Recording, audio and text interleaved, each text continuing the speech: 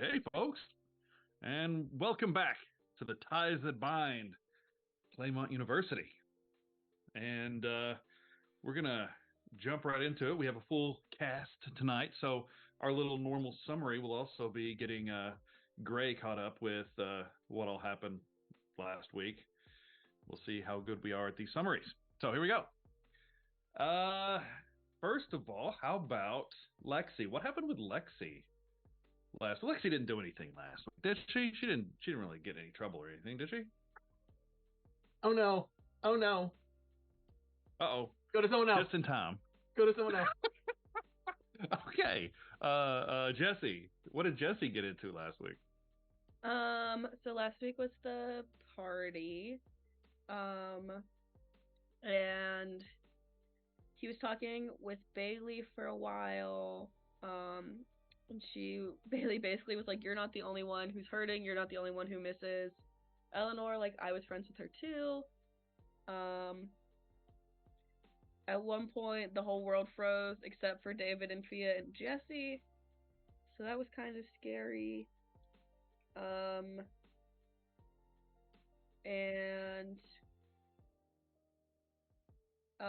Bailey, I think, ended up going home with me.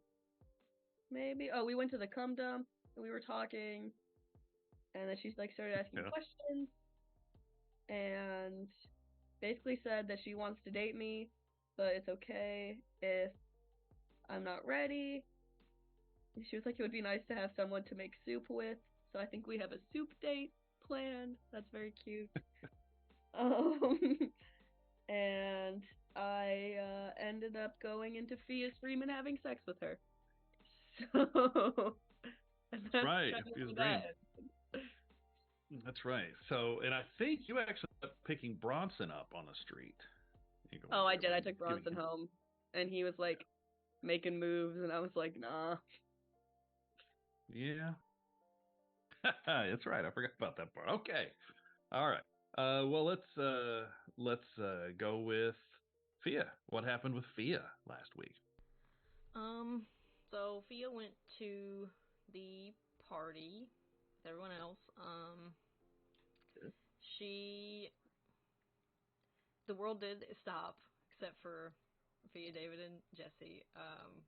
And that's when David gave her the contract, her, whatever soul contract or whatever that is. Yes. Her infernal contract. Yes. And so she signed it, even though Jesse didn't want her to, but she signed it. And then she hexed Lexi after she threw a rock at the car. She got so mad that she hexed her with Ring of Lies. And that was one of her soul marks, or whatever you want to call that, one of her strings, to David. And then, and that was represented by getting a tattoo on her back. That's right. I think that's it. Right. And then we did have sex in the dream. We had dream sex. That's right. It was like Fabio-esque bareback horse riding on the beach for a while, and then who can't have dream sex after that? Oh, but it gave me like psychic damage or something. Like it gave me one harm. That's true. That's you can thank Jesse's sex move for that. Okay. Now we're back to Lexi. What do we got, Lex? Sorry about that. My graphics card decided that specific moment to update. Lexi had a a kind of good, but also not good time at the party. It started off by hanging out with Gilly, and Gilly came and started kind of not hitting on me, but that's how Lexi took it. And so she went to have sex with Gilly, and they ran into Madeline's dad, and she ended up having sex with Madeline's dad in the bedroom, and tempted him, threatened him really that she would send out the pictures that she took of them, specifically to Madeline, if he didn't help her get an internship with David's governor campaign. But I don't know that is gonna really pan out because she got her parents' car messed up, so they couldn't make it to the event, and her dad was supposed to introduce David. So Julian decided that Lexi should do it instead, and Lexi kind of whiffed it. And David was really fucking shitty to her, and like embarrassed her in front of the whole room. And so she got a little pissed off about that and got really drunk, picked a fight, continued to pick that fight, and then threw a rocket at David's car, and then Thea hexed her with the Ring of Lies, and that whole scene ended with her basically in the front yard of the stables, hate fucking Gilly and just like screaming lies out loud just to try to feel as much pain and pleasure as she could to drown out the humiliation that she felt. And that was how Lexi's night ended. That was it was an eventful episode last time. So I think the last place where we left Madeline had just witnessed Camille jump off a balcony. That's right. Okay, good. Make sure we're on the same page. So, yeah. Is there anything Madeline should talk about as far as what you remember Madeline got into from before you were out, right? What do you think? All I remember is that I ignored the fact that she jumped off the building. Yes. Okay. Gotcha. Mm-hmm. Okay. All right. Well, then we will reverse time just a little bit. The cute guy there. No, who is it? Blue hair. Cute person. Who is it? Everly. Beautiful. Yes. Everly, actually in the last session, Everly sort of was talking to Lexi for a few minutes at the beginning and then saw you walk out back and then decided to follow and disappeared for the rest of the session. But let's pick up with that then. That seems like a good place to start. So rewind just a little bit. This happens earlier in the evening. And Madeline, you have just witnessed your stepmother / former best friend basically what looks like take a header off of the balcony. It's all very silhouetted and very mysterious. And land in this lake or this little pond out back. You have decided to turn around. It's none of your business. You'll learn it with everybody else. And just as you're about to turn completely around to walk back, boom, boom, boom, boom, and just a blur runs right past you.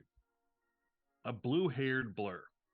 And almost silently, she starts, take off their blazer and top and quickly kick off their shoes and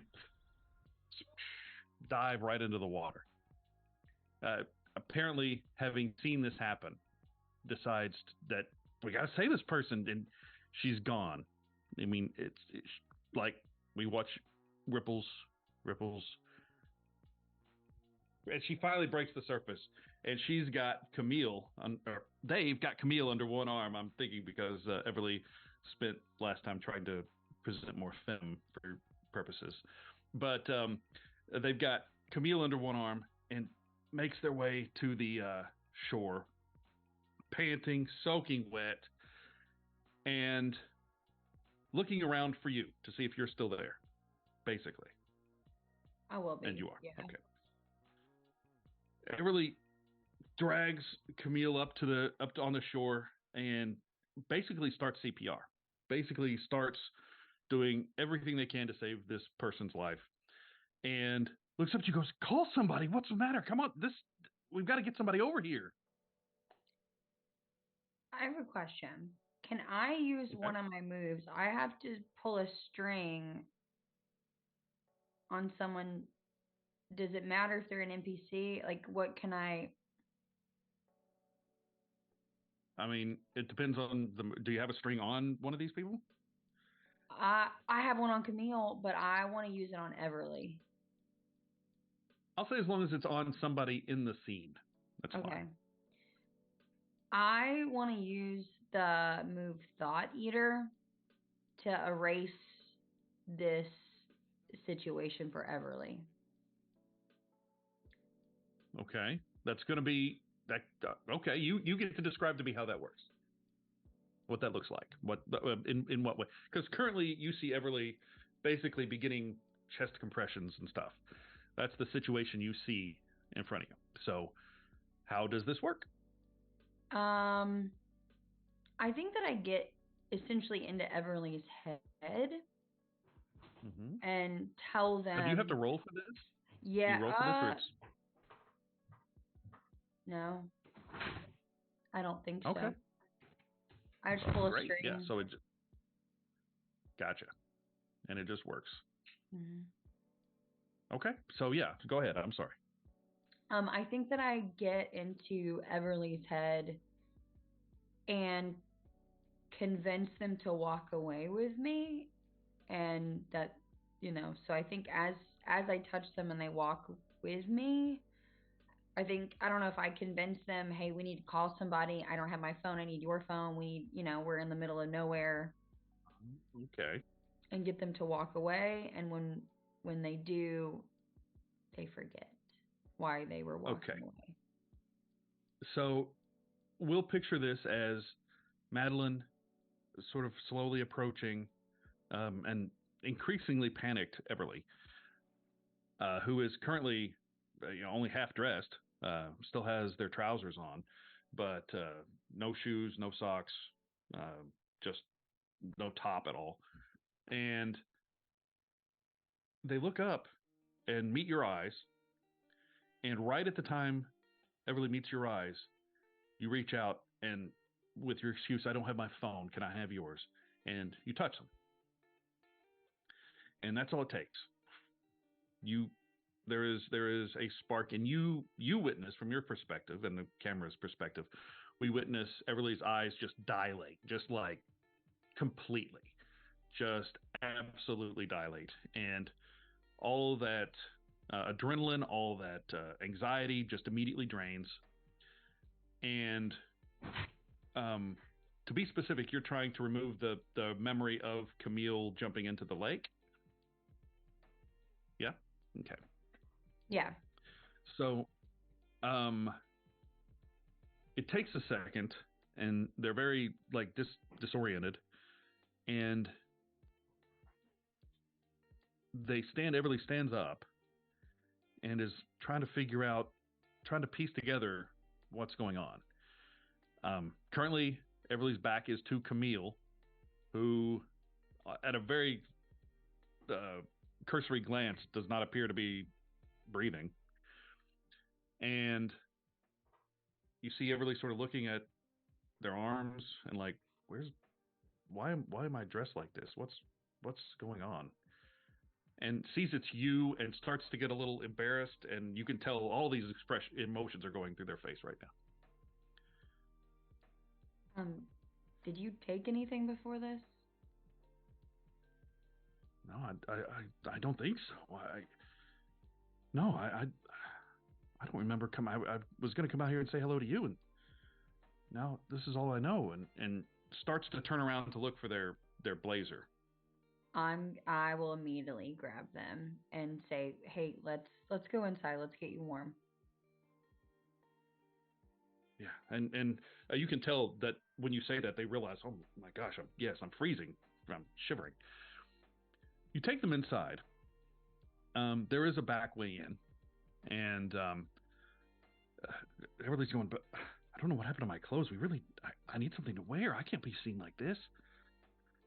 and they're but they're following you. You get inside, and the back door leads to sort of the first floor bedroom sort of suites, and one of these is your room. So the room that you keep here, and yeah, you make your way into basically what is your bedroom with Everly right I will walk over to the closet and open it and look at them and say, choose whatever you want. now. Oh, thanks. Um, yeah, great. And you can tell that they don't really have any clue what to they had to get Lexi to help them pick out the outfit they're wearing now, so they have no idea what they're and they sort of reach for a t-shirt, like an old t-shirt that might look decent maybe, but it's not something that When you're they looking for. do that, I will laugh and walk over to them and I will pull almost like a pantsuit kind of situation that kind of matches what I'm wearing and hand it to them. Oh, great. Thank you. And as Everly puts it on, I mean, Everly is a bodybuilder, effective. I mean, is very fit, um, and that has a very interesting effect on this particular pantsuit sort of situation. It fits in some very interesting places, and uh, it looks good. It looks really good, and Everly's obviously still slightly uncomfortable, but happier than they were. And they go, thanks. I really don't know what happened. I'm so sorry. I didn't say anything to you, did I? I didn't do anything, did I? When you say that, I will lean in and I'm gonna kiss Everly. Ooh, okay. All right. Um, Go ahead and roll to turn someone on. Okay. And I'm going to give you a +1 because Everly does have an obvious stated crush on you. So whatever your normal roll would be, +1. I mean, it's a 6. And that's with the +1. Yep. Oh boy. So you go to do this, and Everly at first is all about it, but then pulls back and says, "No, no, I'm sorry. This is not what I wanted. This isn't right. I don't feel right. Something's wrong. What happened to my clothes?" And you can tell Everly is getting a little distracted. I'm gonna go get something to drink. Do you want something to drink? I'm gonna grab their hand and I'm gonna say, "Did I do something wrong to upset you?" No, no. I just don't want you to think I'm. That's what I'm here for. I I just wanted to spend some time with you. And about this time, you can hear a cheer go out in the main part of the party. Um, you hear Lexi's voice over an intercom, and you hear a cheer go up, and the cheer takes, it was a little weird, like, lull to the cheer before it started, as if nobody knew Lexi was actually done talking before Lexi, by the time she was done. But Everly sort of, uh, Everly's eyes get sort of big. Oh gosh, they're probably doing the thing. Should you be out there? Um, yeah, I guess I. Are you sure you don't want to just stay here with me? Everly goes, I kind of would just rather stay here with you. But can I just sit over here? Is that okay? When Everly says that, I'm gonna say, "Well, you didn't want to kiss me," and I'm gonna walk out of the room.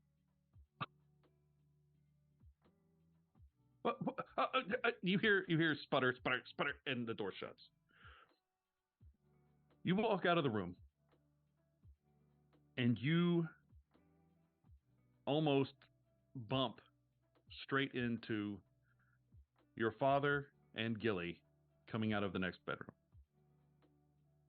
And Gilly, the Gilly's shirt's untucked, and clothes are all sort of messed up, and you see your dad just sort of put yourself together. My goodness, and he's like, straighten him up, and you do notice that there's some lipstick on your father's collar that he has not seen yet or has not managed to get away.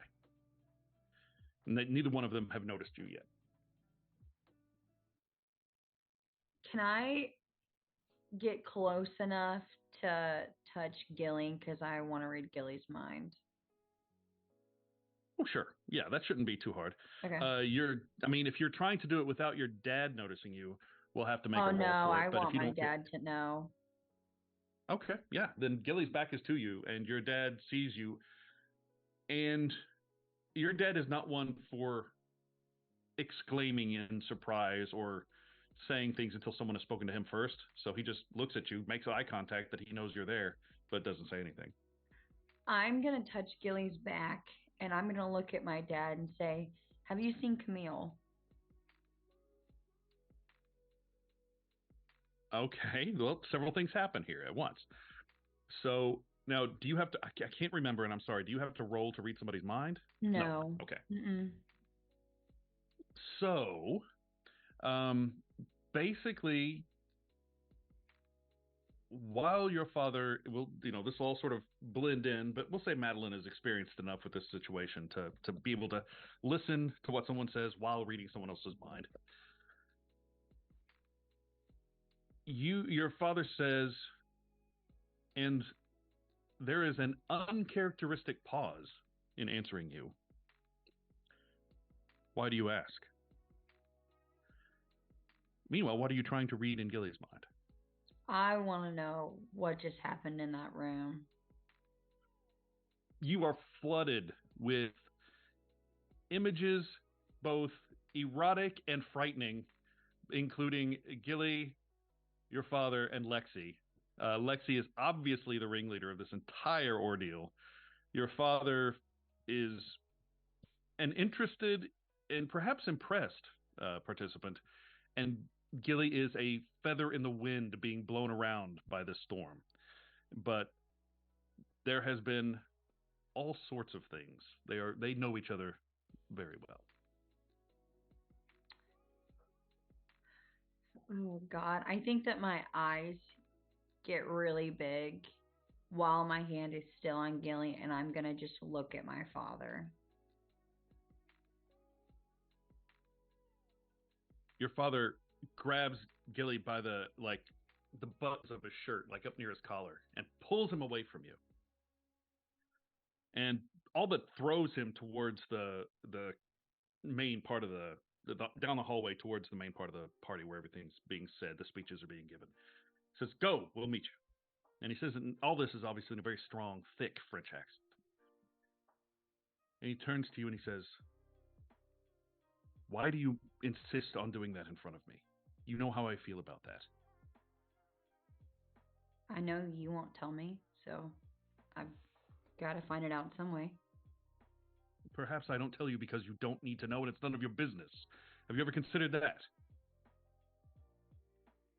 I didn't see Camille involved.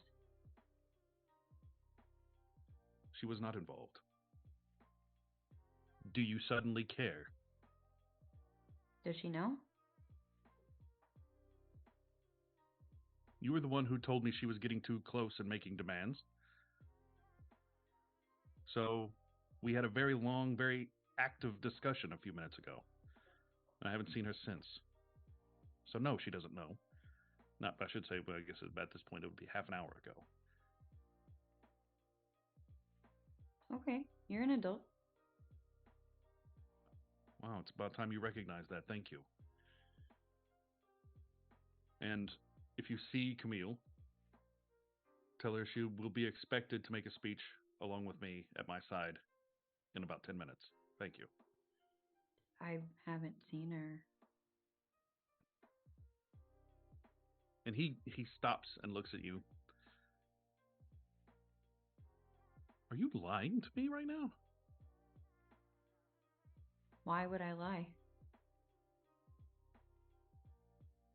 Because you're you? Have you ever needed more of an excuse than that? I don't lie. Huh. Fine. And you swear he says something in French under his breath. Mm-hmm. And he says, basically, "You're just like your mother," or something like that. to that extent, but it's grumbled under his breath. You're no different than she is. And when he says things like that, you know he's referring to your mother. I'm gonna say, at least I'm alive, and I'm gonna walk away.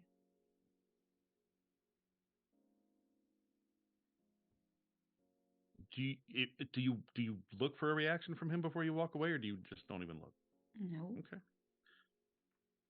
Okay. You hear him very quickly fall in behind you, assuming you're heading into the same direction out to the speeches. Mm-hmm. And yeah, by the time you both get out there, David is giving a speech. You can't help but notice that Lexi looks extremely upset about something, and is getting incredibly drunk at the bar. And Jesse is nowhere to be seen, and Fia is basically standing sort of behind David and to the right a little bit as David gives the speech. Jesse has disappeared. Jesse is easily one who stands out in a crowd, so you would know if he was in there, and he was earlier. Do you try to approach anybody, or you just sort of watch? I'm gonna go to Lexi. Okay, Lexi, what's happening? This is in reference to our previous episode. This is what happened while the speeches were going on before you started a fight with some random poor woman. Lexi's just kind of at the bar drinking as much as she possibly can, like just throwing him back. You see her like, I think you also notice as you walk up that there's like a few glasses on the bar that like got returned that are like half full that people didn't finish, and she's grabbing those and drinking them too. Just like anything that she can get her hands on. I'm gonna walk over and say, "You fucked my dad?" It seemed fun. Was it? I mean, it was okay. Better than this stupid fucking party. The party's not fun. I don't. I don't think it's been fun for anybody. No, it's fucking awful. I don't even know why I fucking came to this place. You can leave. You don't have to stay. Oh, don't worry. I'll be leaving. Are you okay? Don't act like you didn't see that. Shut the fuck up, Madeline. See what? Just leave me the fuck alone. I'm sure you're enjoying this. Enjoying what? I like. What do you mean? Don't play fucking stupid, Madeline. Everyone in the fucking place saw it, okay? I don't know what you're referring to, but I didn't see anything. Whatever. And she throws another drink back.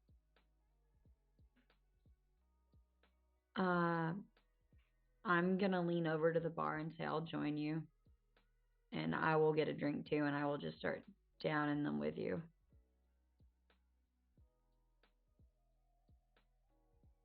What are you all upset about tonight? Isn't this your fucking party? I think my stepmom died today. Lucky her. Yeah, I guess that's 2 moms for me now in a row. Maybe it's, me that's the problem, honestly. I don't know, maybe. Can't say I'm not jealous, though. Why, you want a dead mom? Better than a nagging bitch. I'll give you that.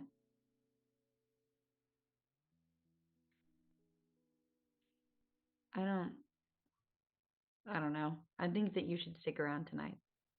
Things are probably going to get real weird soon, so. Wow. Then I'm going to need to drink more. And she's going to reach over and let's just say somebody just came up and ordered, and the bartender like put their drinks on the bar, but they had turned around to talk to someone, and she just reaches over and grabs it and throws it back. Yes. Absolutely. What are you doing tonight? Honestly, I don't. I don't meant know. I meant like drugs, dumbass. I don't give Oh. a shit what you're doing. You want to do coke? Yes. I will immediately take Lexi's hand, and we're going back to my bedroom suite. I'll follow. All right. Is that where we say you spend the rest of the night until we catch up to the events of previous week? Okay. Yeah. Yeah. Yeah, and Madeline, we'll say you just went to bed, and when Lexi, and then Lexi gets out and fucks everybody up. Okay, go ahead, go. And then we'll catch up to today.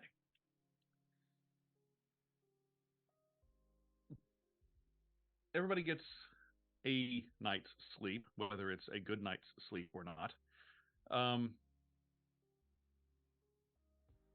Jesse, you were pretty tired. For whatever reason, you something about last night just drained you. And when you lay down, you actually fall asleep before Zeppelin does, and that's unusual in the highest. While you're asleep, you start to realize. Well, you don't realize. You wake up and you look. You can suddenly see clouds. You can see a blue sky. There are birds flying. I mean, it appears to be fall. There's a few leaves blowing in the wind, and you are on your back, looking straight up at the clouds. And you sort of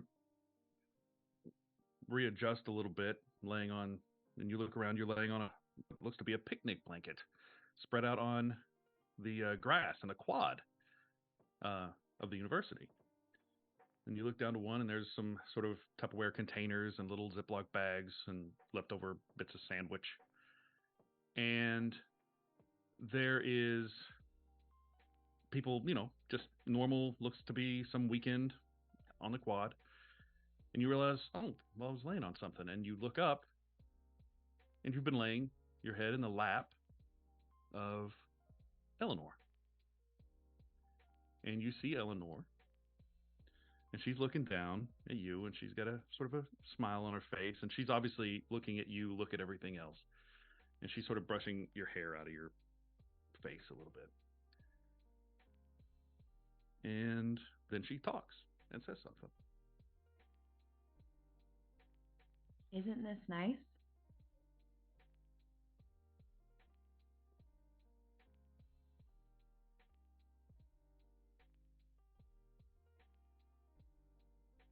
Yeah, it is.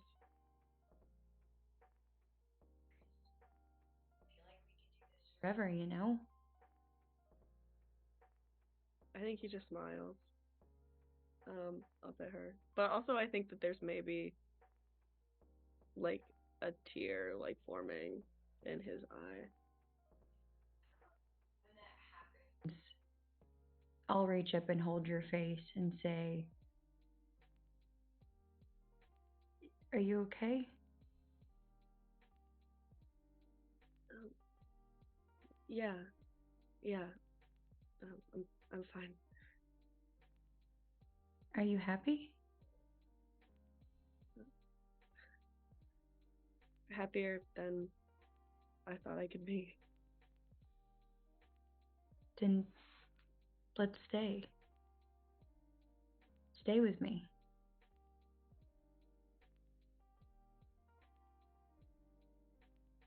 Is this like a dream or a I'm so confused. Um That's me. when she says stay with me, I think he sits up and kisses her. She'll kiss you back. And I think there's a moment when the kiss is done, she'll lean her forehead against yours and take her hands against your face and say, "Stay with me."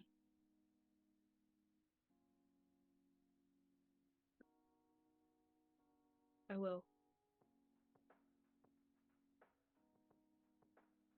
And when you say "I will," I'll lean in and kiss you again.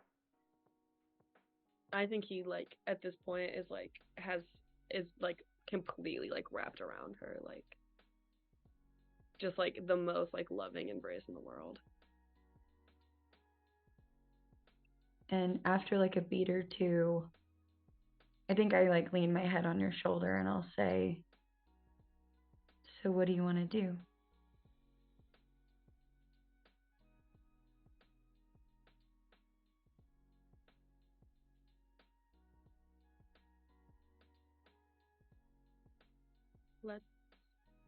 Let's get away from here.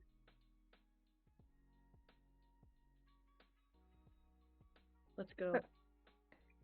Go where? I don't know. Anywhere.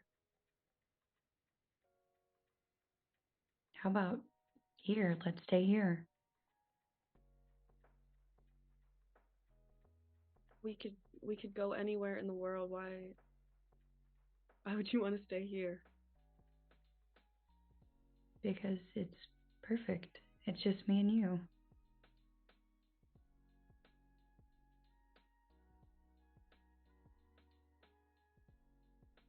Okay. I think he kisses her on the forehead.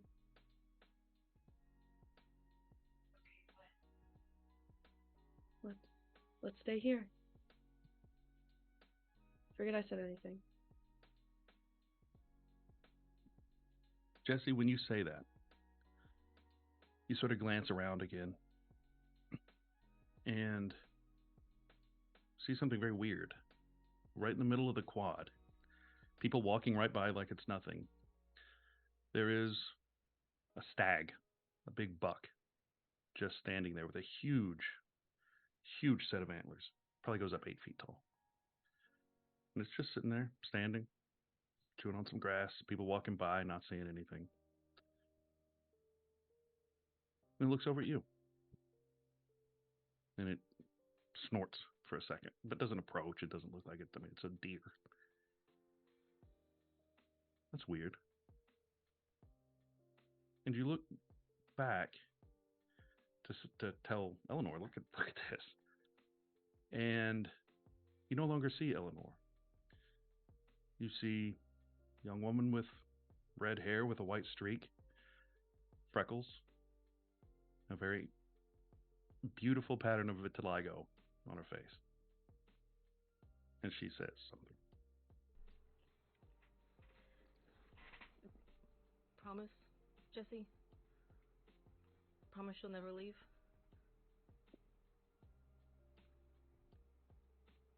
And you wake up in a cold sweat. You are absolutely out of it. You are complete. Your heart is pounding.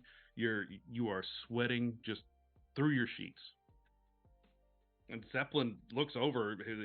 Zeppelin's getting ready for class. It's Sunday. He's getting ready for church, and he's already dressed. And he looks at you. He goes, "Are you okay?" It's daylight outside. You've slept through the night. Yeah. Yeah, it was just a weird dream. Well, I know about that. You want to talk about it? I mean, I've got a while. You okay? No, it just had my ex in it. You don't talk about her much. There's not a reason to anymore.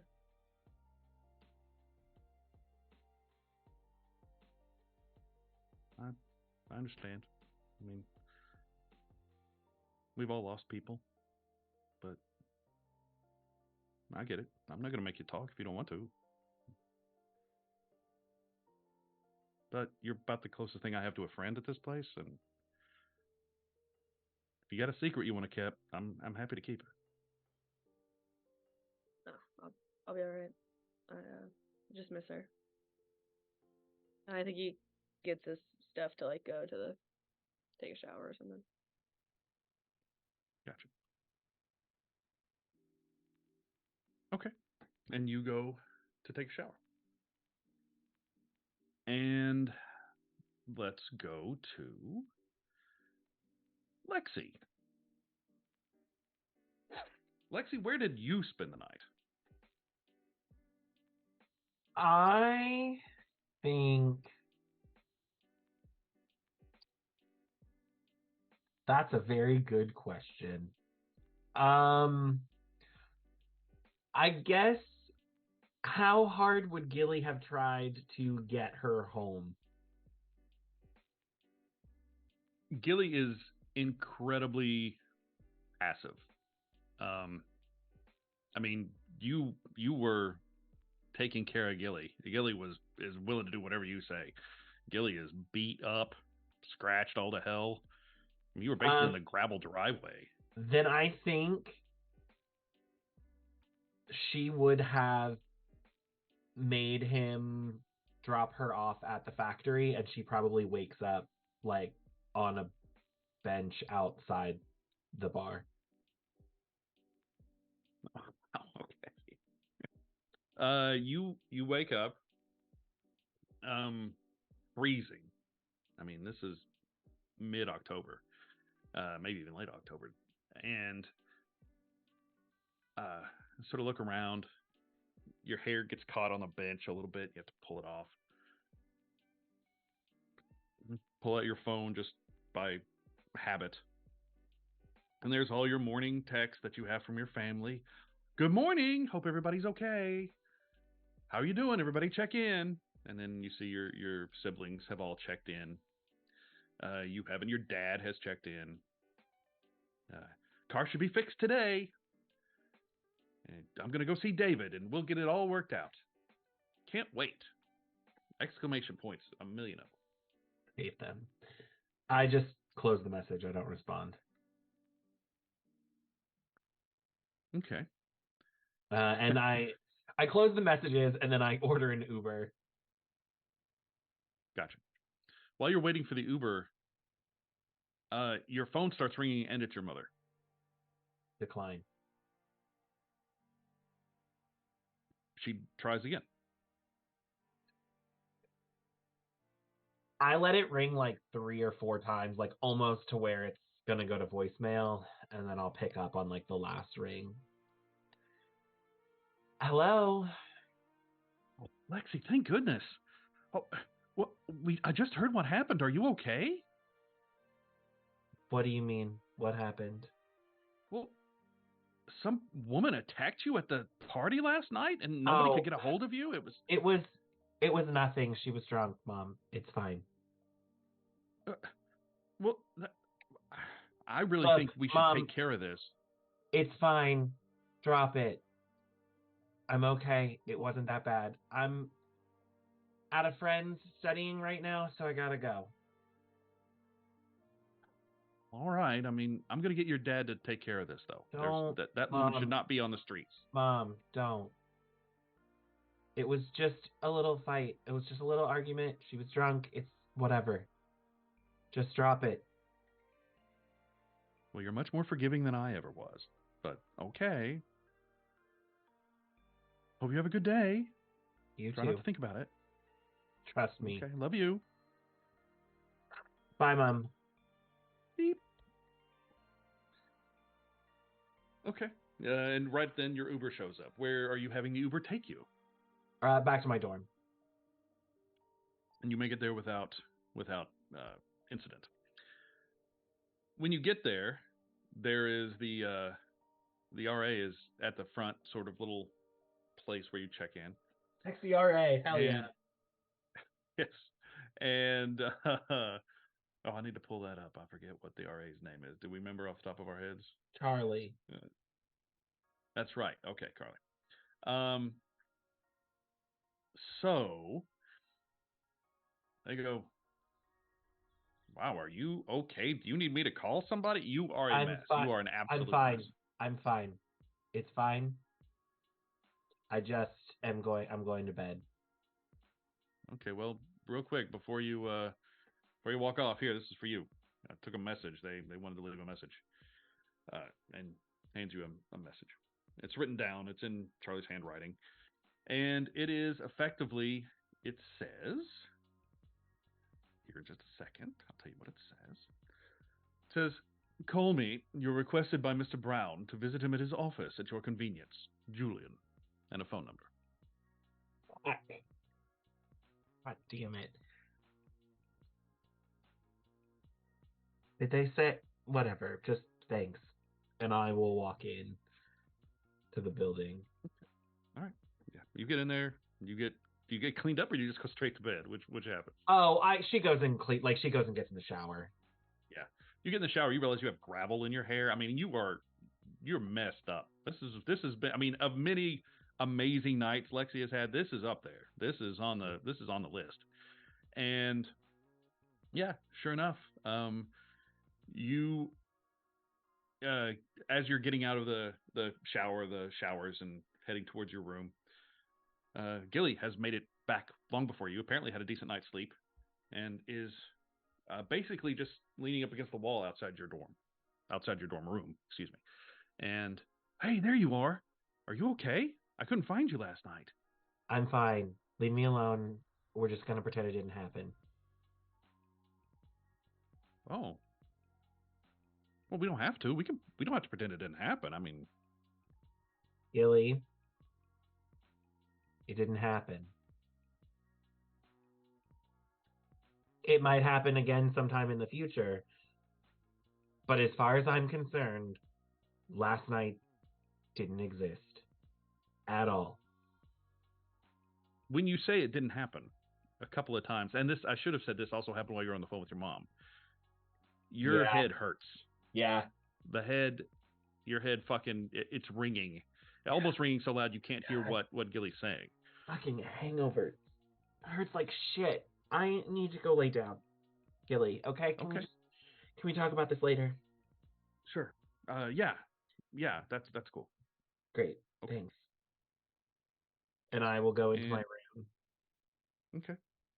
And do you go straight to bed, or what happens? I go and lay in the bed, and I think she tosses and turns for a few minutes, and then she takes out the note and her cell phone. Fuck. And dials the number. After a very appropriate 2 rings, it is picked up. Hello. Hi, this is Lexi. I got your number, or I got your message. Sorry. Yes. Against his lawyer's advice, he has told me that he would like you to have a place in his campaign. And, darling, after last night, I have no idea why. Are you fucking with me right now? I am entirely too busy to be fucking with you right now, but no. I'm not 100% positive David isn't fucking with me. Okay. Sure. Yeah, what, do you need me to, like, come in for an interview, or? Well, I would say dress appropriately. You will be judged, I have no doubt. But he wouldn't have called you if he didn't already have an idea of how to use you. Darling. Okay, when should I come in? Well, I would say at your convenience, but since you obviously don't seem to understand what that means, it means immediately. Oh, it's Sunday. I just assumed that the office would be closed. Sure. Yeah. Let me. I'll be there in, like, within the hour. Wonderful, darling. I can't wait to see you. Great. Thank you so much. Ta. Beep. I immediately call Fia. Ring-a-dingy. Thea, your phone's ringing. I don't think she answers. I call back. Like, immediately. What I'll time send is you. it? That's a good question. I'm guessing it's still early. I mean, you wouldn't have slept too long past sunrise out on a bench on the street. So, Yeah. But by the time I got home and took a shower and stuff, I like 8. Yeah, 8, maybe 8 a.m. I mean, it's like that. October, On a Sunday. so Right. Yeah. If you keep calling her, she's probably asleep. If she doesn't go to church or anything like that, she's probably not up at this point. So like she'll call you and then call you a second time, and then she sends a text that says like answer your fucking phone, and then she calls you again. Like she's just gonna keep. Okay. Yeah, and she'll Probably like 4 or 5 times before she gave up, but. Or she actually, after the third time that you didn't answer, she puts her clothes on and she just walks down the hallway to you. I forgot we lived literally on the same floor. She walks down to your room and just bangs on your door. So okay, she gets up very slowly, and she'll open the door, and she obviously looks like she just woke up, like she's in PJs, or her hair's like fuzzy, and she's like, when you guys get there, when you open the door, Olivia's in the little kitchenette, and it smells delicious. Breakfast is cooking. Amazing. Hello? This better not be a fucking joke. Is this you? Are you fucking with me? I don't know what you're talking about. I got a call from that fucking Julian person.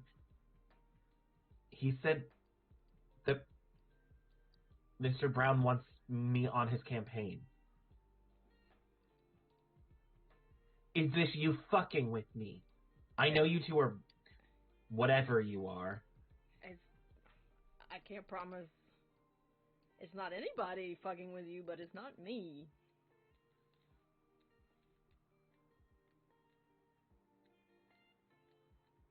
Fine.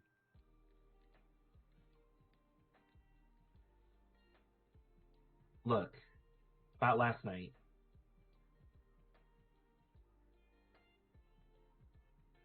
That guy's a real fucking dick.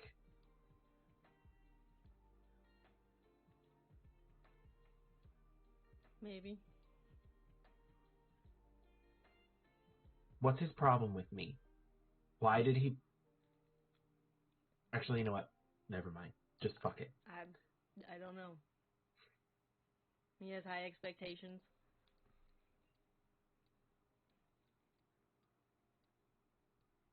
Fine. Despite how you feel, you'll want him on your side. Well, I can see that. I certainly don't want him against me. Fuck.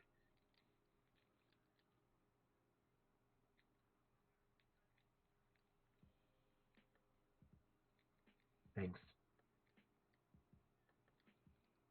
I didn't do anything. Yeah, well. Maybe you should have. And I'll turn around and walk away. I don't think Fia still does not know that he said anything like to Lexi. She's just like, okay. Yeah, because what he said was while everybody was clapping and stuff. So, I mean, I understand that Lexi believes that it happened. Lexi thinks everyone heard it. Like, Lexi sure, is absolutely convinced that everyone heard absolutely. it. So when you shut the door, Olivia's like, "Man, did you have a big night last night?" Yeah. The party, like at the stables or whatever. My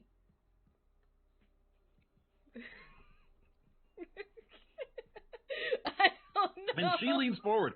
She is very interested in what you're about to say. I don't know. I don't know. The executor, my parents' will, my guardian of some sort. Yeah, he's running for governor. Oh, okay. She sets down a plate of what looks to be homemade buttermilk waffles with whipped cream and some blueberries in front of you.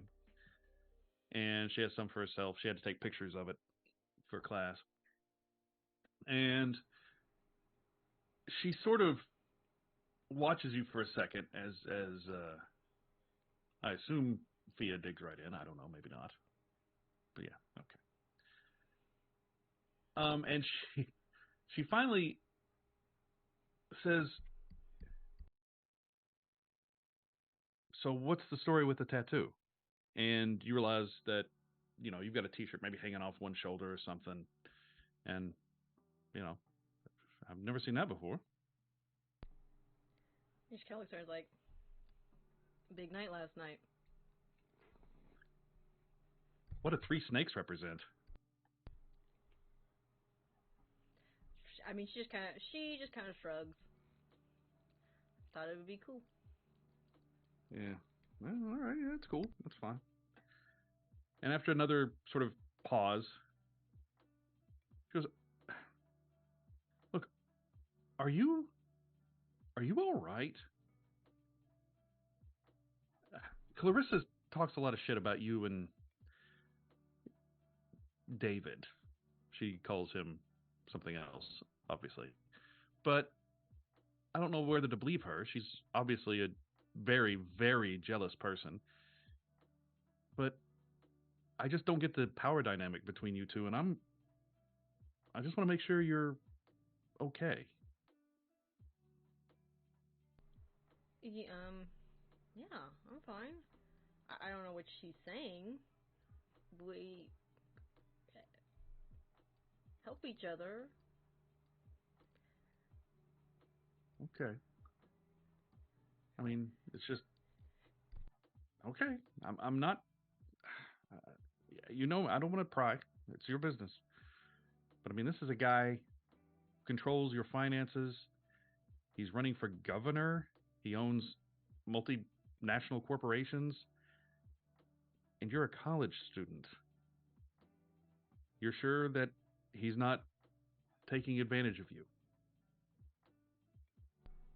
I mean, he hasn't done anything like like sexually or anything. Not like that. You can see that she is doubtful, but okay. You guys haven't slept together? No, is Clarissa saying that? Yeah. Clarissa's basically calling him your sugar daddy. She's going around telling everybody.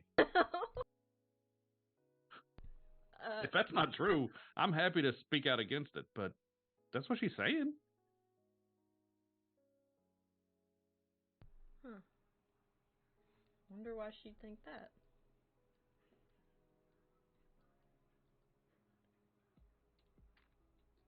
Are you sure you're okay? Because it's pretty obvious why she'd think that. He is incredibly hot. He's rich. He's powerful. And he gives you all kinds of things. You showed up the other day in a freaking Range Rover.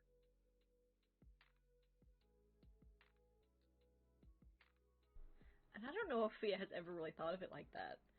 I think she thought of Okay. it as like maybe like a rich uncle or something. You know, just trying to take care of. You know, I mean, this has never been a sexual relationship. This has never been anything like that to her. And so I Sure. think that she does not know what I mean, she's not a I mean, she's Okay. she's a kid. So does she respond in any way, or does she just sit there look like a deer in headlights? Um, I think she just sits there and she just kind of she eats and she's just thinking. And you can tell like just with a look in her eyes that she's like thinking about something. Okay. Olivia's seen that look on your face before and gets a little grin because she knows maybe better than some that you're way more you're not as bubbly, happy, live and let live as a lot of people would like to think. She goes, "Well, if you need any help, let me know. I can't wait to see what you do with this." And yeah, you guys finish, go on with breakfast, and let's go to Let's go to Madeline.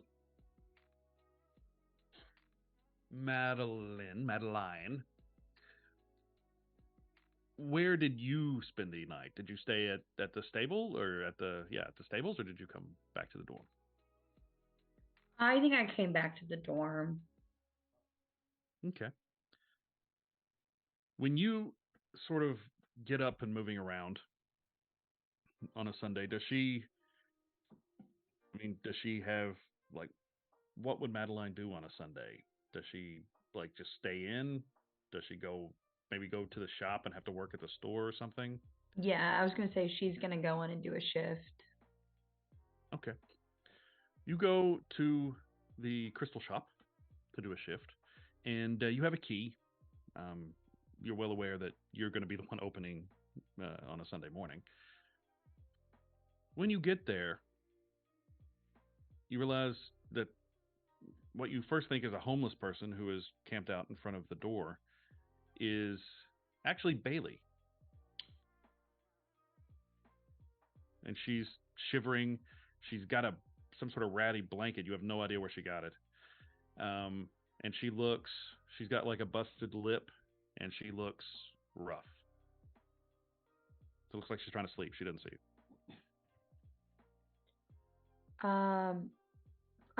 I'm just going to say,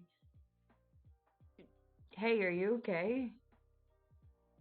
And she jolts awake like someone shocked her.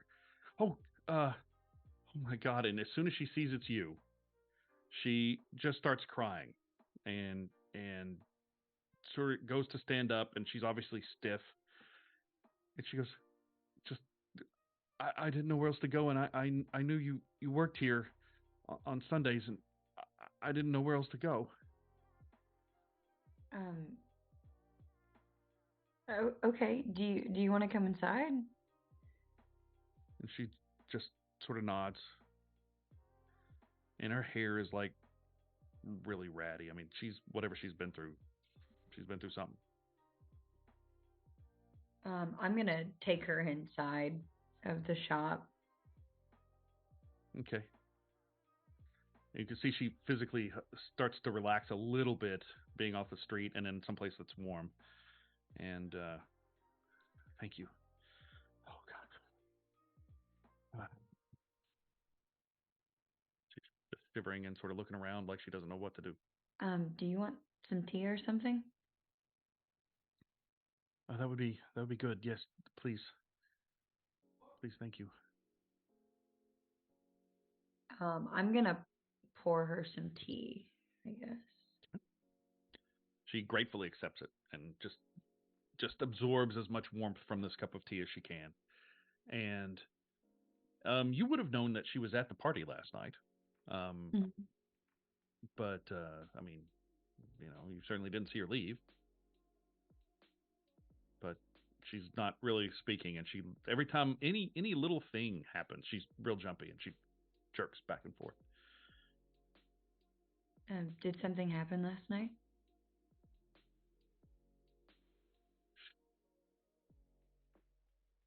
She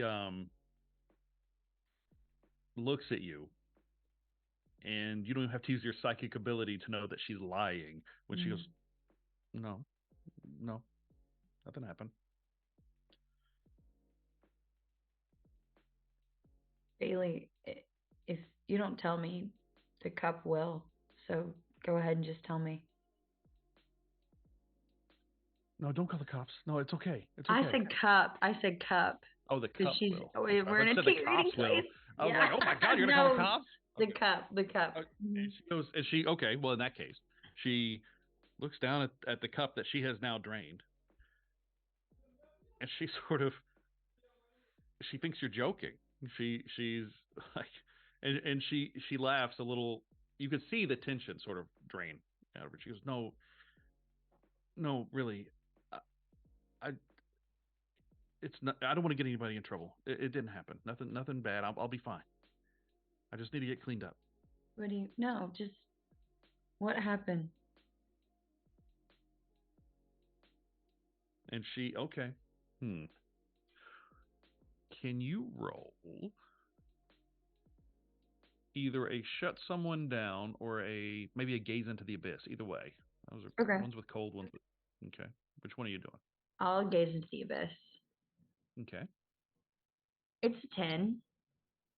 okay. She's not answering you and trying to pretend nothing's wrong. Without a word, you reach for the cup and you take it from her, and you look at the tea leaves, and they're making the shape of an arrow, like a bow and arrow. Okay. And it is now for the I know what professional that tea means readers if out that's what there. are you really going with an arrow? I do not have a chart of what the actual I things mean, do. Yeah. Okay. so I need to get that chart from you. Okay. But regardless of that's just me making it up. Okay. Basically, what the tea leaves tell you is you are so good at this, and you rolled very well. So, what the tea leaves tell you is obviously she was attacked last night on the way home. That much you probably would have figured out without the tea leaves. She was attacked by somebody she knew. She was attacked by somebody she thought was safe. And she was attacked by someone she's afraid she might still have to see if she goes back to school. I don't know if I should tell you more than that. I think that's pretty good for now.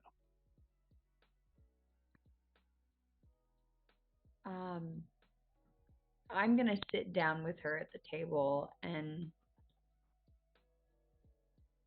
say, "How did you know I worked here?"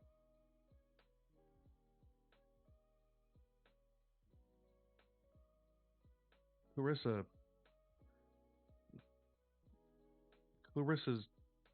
an awful bitch, but she knows everything about everybody. Mm. And she knows you work here. She would make fun of you. And I'm really sorry. I'm sorry if I ever participated in that. And she's not looking you in the eye. She looks ashamed. It's okay. Honestly, I don't give a shit about Clarissa, so it's fine. She chuckles a little bit, nods. So Good. I wish we you know what I do here, right? I mean, well, yeah. I mean, you're a fortune teller, and she can't help but laugh. I mean, she's obviously looking for a reason to laugh, and she is. Yeah, I mean, you're a fortune teller. I mean, I get it. People come in and pay you money to make them feel better. I understand. When she says that, I'm gonna lean over and touch her hand. And I'm gonna say, Bailey, either you can tell me what happened or I can find out myself. And I'm gonna squeeze her hand when I do that. She obviously has no idea that you're serious. She thinks you're just trying to get her to tell you. And she goes, I really don't think I I don't want to get you involved in this. This isn't. I just needed a place to get warm. I want to read her mind. Okay. You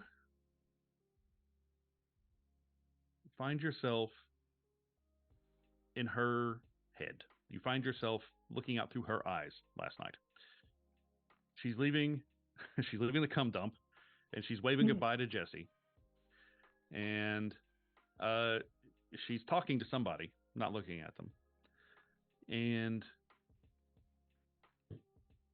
she's laughing a little bit, and you hear a voice, and you're pretty sure you recognize this guy's voice. You're not 100% sure. It's muddled. There's cars going by. It's a busy town. And then, as you guys are walking, about halfway back to the dorms, you get shoved behind a building, and you turn around and look, and there's Bronson on top of her, and he smacks her around, and he gets started looks like he gets started. He was going to rape her, but for whatever reason, she starts screaming and yelling, and he covers her mouth, and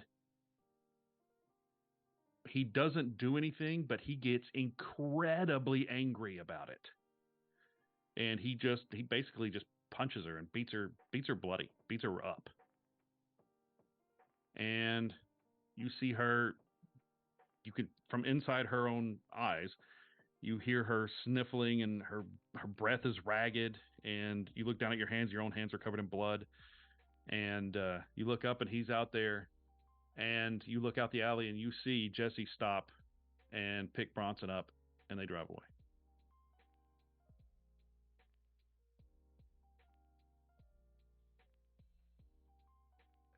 When I come out of it,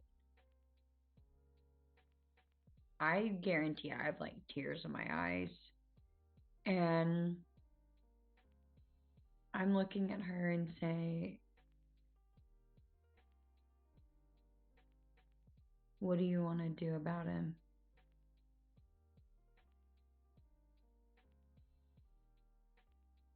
And there's something in your tone. There's something with that look that Madeline gets in her eye. And she goes, what can I do?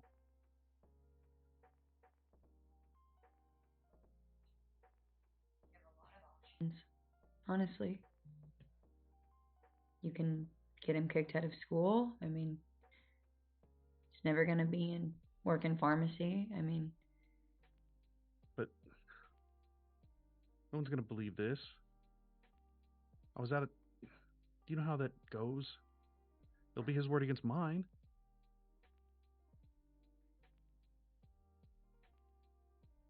I have my ways. And she sort of looks at you like, I don't want you to get hurt. I don't want you were very kind. I don't want you to get involved in this. What? But she's very curious. You can tell, despite her protestations, she is very curious what you're talking about.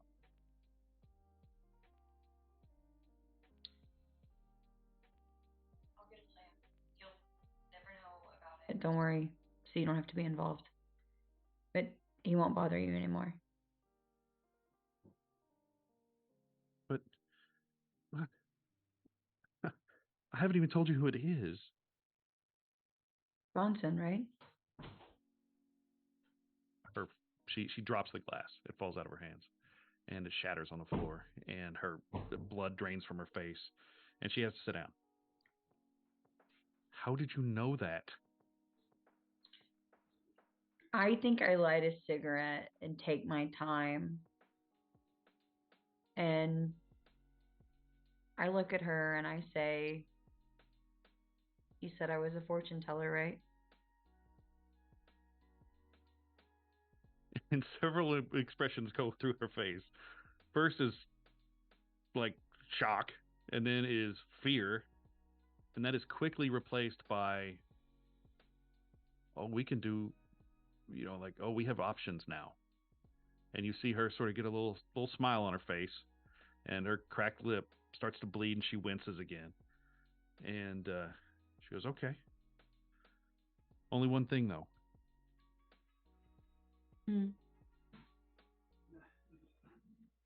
I want to help. I think when she says that, she's going to take a very long drag and just slowly blow it, in her direction. And she's just going to be beaming. Yeah. And the camera sort of, everything goes silent. We hear the sounds of traffic outside as the camera pulls out the front door. And the last thing we see before cutting to commercial is Bailey reaching out and grabbing a cigarette from you and getting it lit off your cigarette. And then we'll cut to commercial. And all right, everybody, we're going to take a quick break and see where this all leads. So, yeah, we'll be back in 10, 15-ish, whatever minutes. We'll be back when we're back, and can't wait to see what happens. See you guys.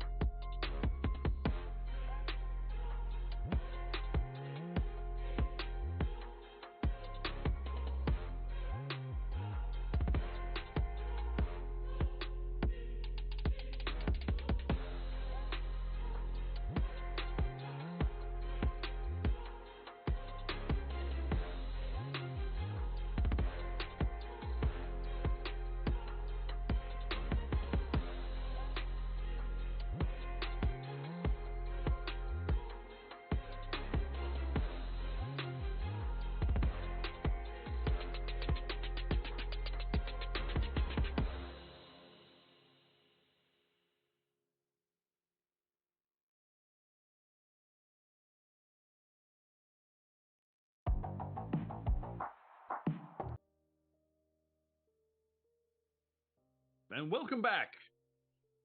All right. So as we return from the commercial break, we see an establishing shot of a big glass covered skyscraper, and we hear an elevator ding, and we see Lexi walking out of this elevator. Lexi, what have you decided to wear to this meeting? Lexi is the complete opposite of what she looked like just a few hours ago, last time we saw her. She's in this like pantsuit that's like baby blue, with like a cream color shirt underneath. Um, it is conservative but still fashionable. She looks very put together, like surprisingly put together. You might say she looks a little bit like her mom. Um, like her mom would dress going to like a reading. Um, but she has on a pair of like sensible heels with the suit, and her hair is kind of up in like kind of a messy bun, but like more put. It's not like a super tight bun, but not a super messy one either. Like it's put up nice, and she has little curls, kind of framing her face. Um, Gotcha. she has um a purse that matches, not matches, but like a nice purse, and she's carrying like a leather like portfolio, um, with her. Perfect. So as you approach, you see Julian, and he looks you up and down as you approach. He says, "Well, perhaps you're not a lost cause, but we can work with that. Are you ready, darling?" Yes, thank you. Hmm. Don't thank me yet. And he goes over and opens the door and gestures for you to go inside. She will take a deep breath and kind of swallow hard and step in. Uh, you basically hear Julian sort of chuckling at you as you pass, and he shuts the door behind you. David is there. He's in basically a button-up shirt. He's basically you. From what you can tell, he's still wearing the suit he had on last night, except no jacket. His tie's off. He's wearing a button-up shirt. The sleeves are rolled up. He's got a phone like between his shoulder and his ear, and he's looking. He sees you as he puts sort of a thing over the mouthpiece of the phone, and he looks down and beep, puts it on hold, and you can hear, or not on hold, puts it on mute, and then hangs it up so the speakerphone's going, and you can hear somebody talking in French and someone else talking in what you assume is German, and he turns the volume down a little bit. He goes, "Hey, thank you for coming on short notice. I am pretty impressed. The state you were left in last night, I did not expect you to be quite so put together this morning. Well done." Thank you, and thank you for the opportunity. And she opens the portfolio and pulls out a resume and hands it to him. "Oh, thank you." And he puts it to the side. "Just out of curiosity, what are you planning to do when you get out of school?" I'm a marketing major, so I'm hoping to get into marketing. Obviously, social media marketing is kind of my area of interest. I'm pretty good at social media, and that is the future of marketing. So, Okay, that's enough. That's fine. Listen, I would very much like your help with something, and I think you may be perfect. I am in need of someone to run what we call counter programming. I need someone to come up with dirt on people, and you seem to be excellent at finding your way into places where otherwise you would not be welcome. I find that to be a very useful and amusing talent. You would be paid quite well, but you obviously would not be allowed to tell anyone who you work for. is Your first assignment before you accept Your first assignment will be to find something out on one of your fellow students at school. That's easy. But the purpose of an internship is for like credit and resume building. So Oh, this would be a job. You would be paid.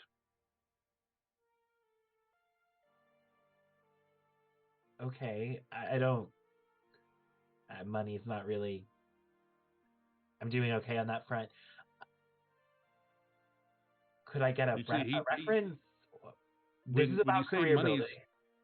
sure. When you say all that, you see he was looking down at something on his desk, and when you say money's not the point, he sort of looks up, and he sort of meets you eye to eye for the first time this entire thing, and he goes, "I see.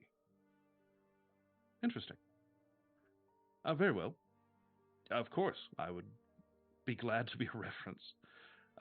Obviously, we would give you a cover story. You would not be counter programming. You would be um, a marketing intern or what have you. A marketing internship would be wonderful. The tasks that I do under that umbrella are at your decision, I suppose, but Excellent. I'd be happy to accept. Excellent. He smiles. There is one small thing,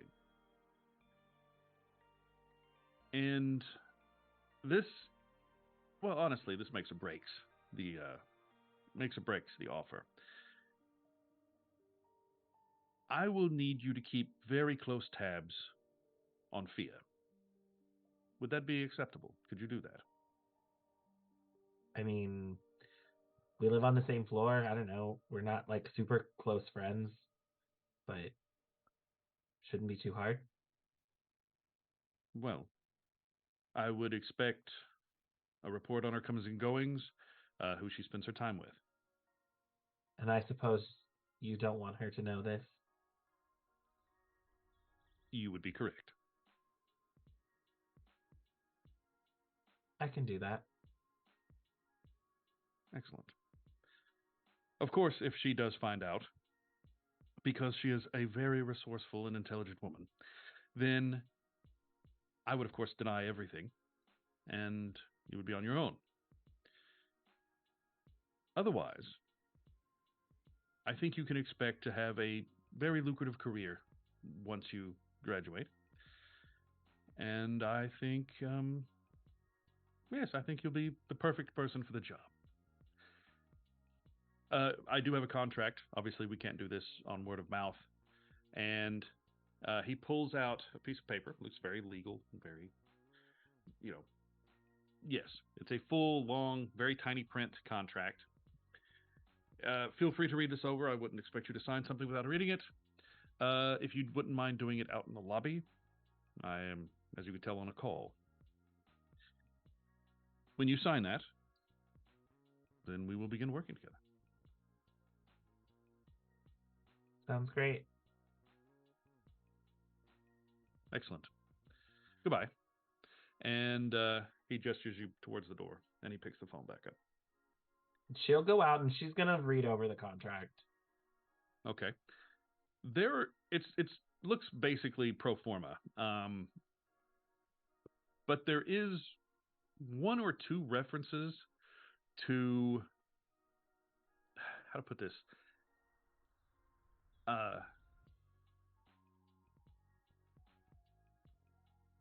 Job requirements yet to be defined, or upon.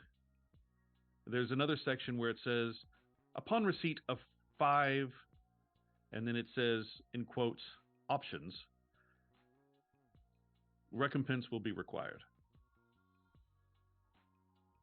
Is there like a secretary or any other person in this lobby, like any other employees in this lobby, or is it just You're out there with Julian currently. so she pulls out from her like little portfolio some like those little like post-it tabbies and kind of marks those places where she has questions, and she'll approach Julian with the contract.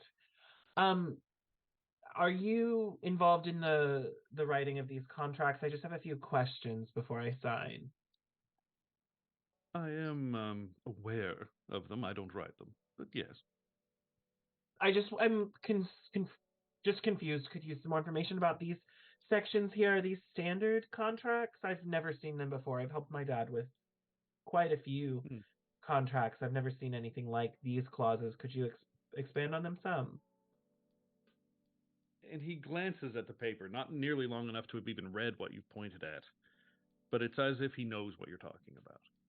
And he grins, and he goes, "Those are standard for David. Whether they're standard for anyone else, I don't know. Basically, it's very simple. He'll do 5 favors for you for every one you do for him. That's, I honestly don't know of a better way to put it." That seems like a lopsided deal. He seems to be giving up an awful lot. Do you have that same agreement in your contract? I do. Have you found it to be beneficial? Well, I enjoy my job, and I have taken advantage of his generosity more than 5 times. Let's just put it that way. And what sort of favors? It's a weird thing to include in a business employment contract. What kind of favors does he require? Darling, whatever you can think of. He's one of the most powerful men in the city, probably in the country. What do you need? Simply ask for it. Oh, If he I'm can give less it to you, concerned about the favors he'll do for me. I'm more concerned about the favors he wants me to do for him. And as she says that, she kind of like runs her hand up Julian's arm in a little bit of a flirty way. don't touch me. And he pulls back. Please. Darling, I'm quite immune to that. If you wouldn't mind.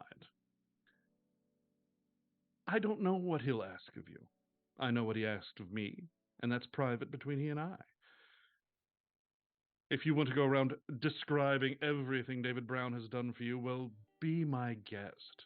But I would recommend. I have a feeling you probably won't want to do that. Fair enough.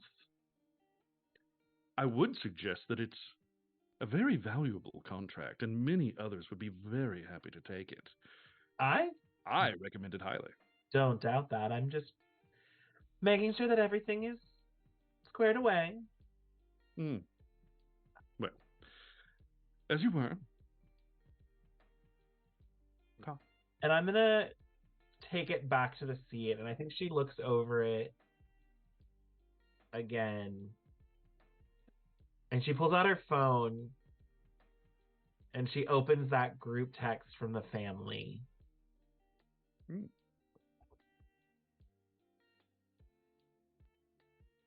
And she closes it out, takes a pen out of her portfolio, and signs the contract. Okay. And then I'll walk up and hand it to Julian. Wonderful. Welcome to the family.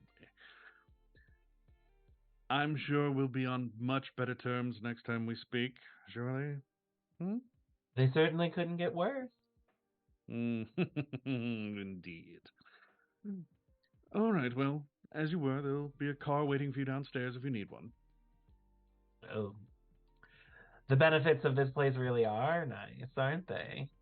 And she's going to just pat him on the shoulder, and she'll turn around and leave. You hear him go, ugh, and then you leave. Okay, yeah, and you get downstairs, and there is a driver in a black Lincoln who is standing there just sort of flipping around on his phone, smoking a cigarette. And he's available, but if you prefer an Uber, then whatever. One way or the other, you get back to. I go to the car, and I think as I get in, I'm going to say, I'm fucking starving. Can we go through a drive-thru on the way back? Yeah, sure. Whatever you want. Yeah. Let's go. Great. And Okay. yeah. Okay, yeah, you get food, you make it back, and Madeline, at this point, uh, Bailey is looking much better. She's cleaned up at the shop. She is in higher spirits. Apparently, whatever you two have been plotting and planning, she is approving. It makes her feel better at least. Have you been plotting and planning like seriously, or would you say just trying to make her feel better? I think just trying to make her feel better because I'm gonna go to Jesse for this plot and plan. Okay. She accepts a, if you're willing, she accepts a ride back to the dorm with you. That's where Jesse would be. Mm-hmm. Um, and perhaps surprisingly, perhaps not, she seems to sort of be walking in head held high. She she has an ace up her sleeve, she thinks, and that's you. So she is happy, and she goes her way and gets to her room. And Jesse, where would Madeline find you at? Where would you be in your room? Would you be in the common area? Where do you think Jesse would be? Probably in his room. Okay. Yeah. I think I'm just gonna go to your room and knock on your door. Hey, come in. Hey, um, I need some information if that's okay. Sure. Um, what happened with Bronson? What do you mean? I haven't seen him today. I mean, yesterday. Weren't you with him?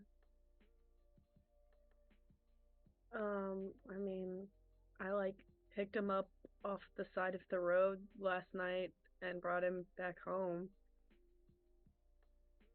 You didn't know what he was doing? I mean, he literally was walking, and I was like, that's fucking stupid. Get in the car. And then he tried to make a move, and I told him no, and he called me a fag, and I dropped him off. He hurt Bailey last night, dude. I mean, it wasn't good. Is she alright? I mean, she's got a bloody lip, and I don't know. She will be okay, but not right now. Do you know where he is? That's why I asked you. I mean, he lives here, so it's a pretty good chance he's somewhere around here. Between you and me, I want him dead. Couldn't do it. He kind of smirks, like it was kind of a bit, but also kind of not a bit. Mm-hmm. Help me? Sure. When you say that, I think I just smirk and I immediately leave and call Bailey. She answers, and you can hear the shower running in the back. She's already started her shower in her dorm room. Has a ensuite, I guess. I don't know. And she said, "Hey, what's up?" We're gonna take care of him. Can you get him to the stables tomorrow night? Yeah, I can do that. I think. I mean, I don't see why not. That's pretty scary. Um, I can do it. but yeah. Say what? I think I'm still. I think I'm still in the room with Jesse. I think it's on speaker. Yeah, I think Jesse will look up at Madeline when she says get him to the stables, and he says I can do it. I'll get him there. Don't make her.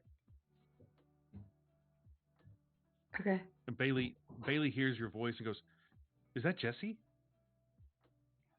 And I'll look at you. Yeah. Hey. You all right?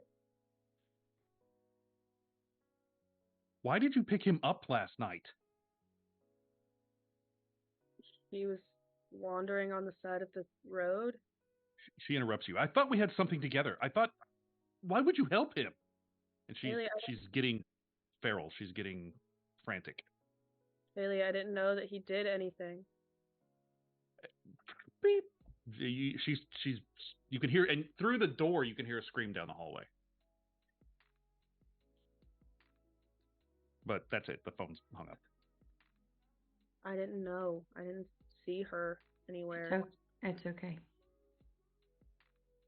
It's okay. It wasn't your fault. You didn't do it. Get him there tomorrow, please. Yeah. Yeah, I've got you. Okay. And Madeline, you get out. You go back to your dorm, I guess, or just whatever. You guys go your separate ways. I will. I think I'll text people separately. I don't know. Well, maybe not. I don't know. We'll see. Maybe I'll just do a group chat with everybody. It's up to you. Yeah, I'll just do a group chat. And I'm gonna say, oh, Madeline's feral. You down for a murder? Question mark. And send. To all of us. Yes. Lexi replies immediately. And she says, 1, that sounds incredible. 2, who is it? I think I screenshot his Instagram and just send it to you all. And it's like douchey ab pictures. I think as soon as she gets like the image, Fia just sends like 3 like thumbs up. Now that she knows who it is. Mm-hmm. Jesse just sends a skull emoji. Yeah. Right. Okay. Tell me what the Lexi plan sends is, you guys. knives.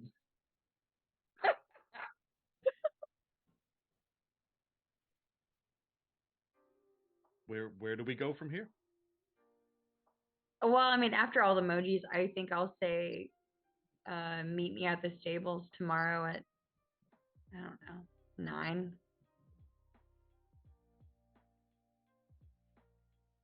Okay.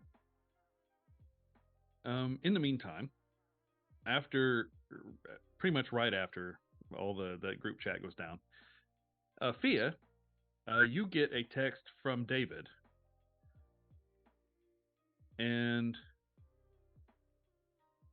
it says, "If you have time, I would like to talk."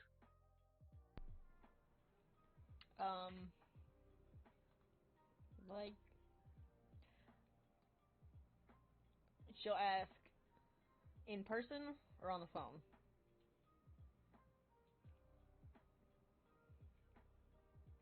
In person preferred, but that's all it says. In person preferred. What time is it? At this point, it's really not super late. I'd say it's probably noon, maybe 1 in the afternoon. She said I can meet you in a couple hours. Sounds wonderful. At the house.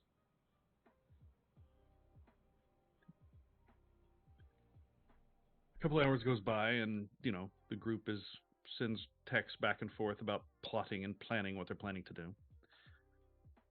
And about, say, 3 in the afternoon, you arrive at the the chateau, and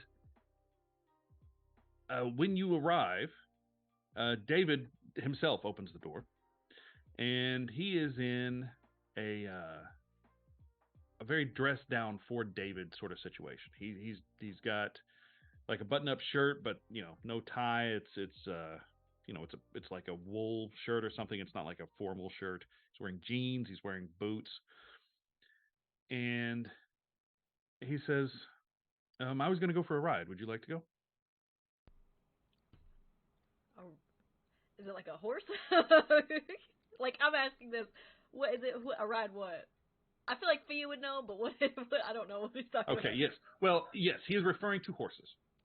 He has had every so often when he gets the whim, horses from Madeline's dad's stables are delivered, and on the grounds, you have joined him occasionally on riding about the grounds on horses. Um. All right. Excellent. And he seems perky almost. I mean, he seems like he's in a good mood. And while his moods are usually incredibly difficult to discern, he's not trying to hide anything. He is in a good mood. He says, "Excellent, let's go." The pair of you saddle up, get ready, off you go. As you get away from the house a little bit, he says, "So I realize it's been not even 24 hours since you have taken advantage of our new relationship, but I would highly encourage you to take advantage of it as often as you see fit. There is no harm in it unless you want there to be. And frankly, I am incredibly interested in what you might do. So there will be, how to put this? I find it incredibly entertaining. I never know what you're going to do. As long as I've known you, you've surprised me. And I would very much appreciate learning something from you." And he sort of tilts his head and smiles. And he goes, "You have friends who are shockingly diverse and uh, out of the ordinary. Your friend Lexi is incredibly. It seems like a constant plane crash happening, and I can't. I just can't pull my eyes away.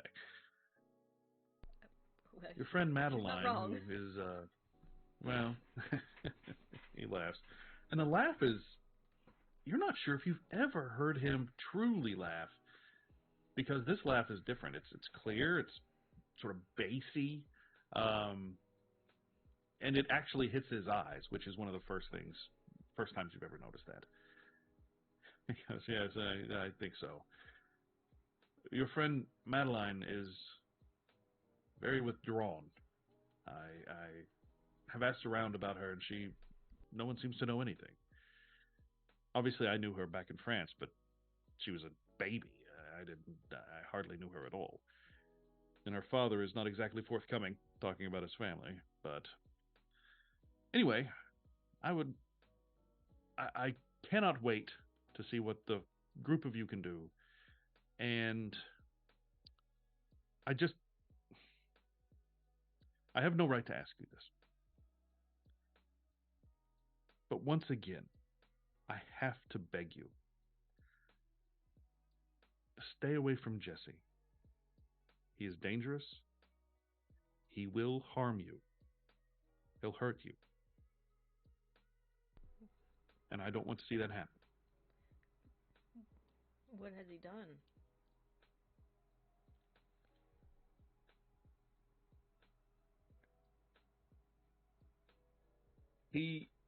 David sort of pulls his sleeves up even further. And something you've noticed before a few times, he has tattoos of his own. I mean, he's not just giving you tattoos. He has tattoos like from the elbows up on both arms. And he goes, "There's something about that boy that is very familiar. And it's from obviously you know that I'm not just some common everyday human being. I don't believe he is either. I believe he may be very similar to me. Why is that a bad thing?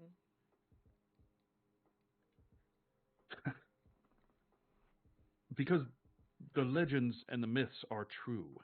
Demons are bad. I am doing everything I can to give you a fair deal. But I am precluded from actually giving you a fair deal. I will take advantage of you. But I have every intention to tell you and give you fair warning. Jesse has no such intention. Jesse will do it probably without even thinking.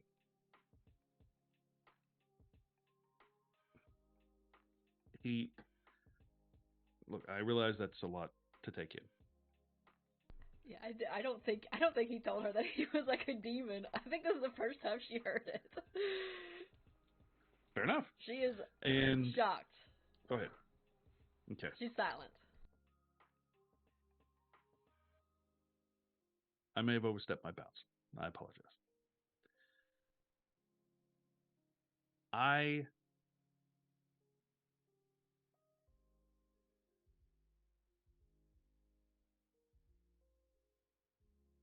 would like, okay.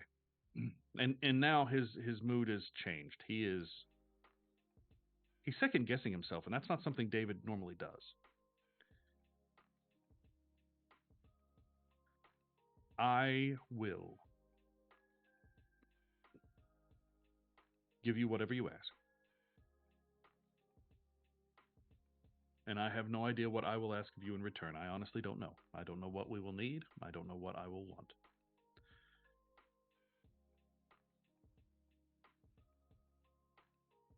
But you are unique. And I have protected you from several things so far. That there is an affection there that I cannot explain, and frankly, I'm not sure I'm comfortable with. However, I need you to trust me as much as you can. And one other thing. Whenever possible, I would like to arrange a meeting with Madeline. I don't have anything particular to ask her. I'm just very curious about her.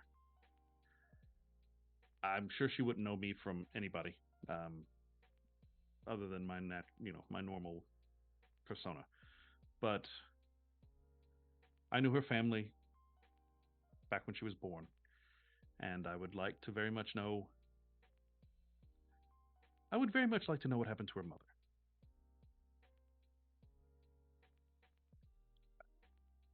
I don't expect you to keep secrets. You feel free to tell her if you wish. But I'm just curious. I mean, I can try to get her to meet you. I don't know Madeline that well, or Madeline that well either. To be honest, I don't know what I could say that could convince her. Well, honestly, I have never been in a situation where I've asked someone to join me and they've said no.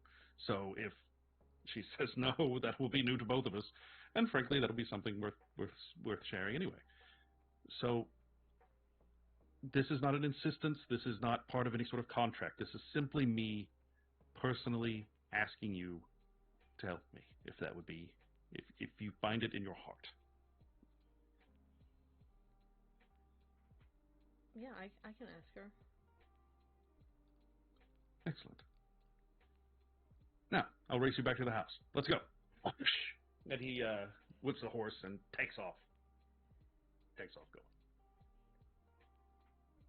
All right. And does anybody else have anything? By the way, she's not very good at riding horses. That's fine. David does not give a shit. He leaves you in the dust. He is gone. But yeah, does anybody have something they want to do before meeting up at the stables? The four of you. Yeah, I mean, I have to get Bronson there. That's true. So I think I'm gonna um shoot him. I'm just gonna shoot him a text. Um, I think it just says, "Hey, um, were you serious last night?" With like a fire emoji.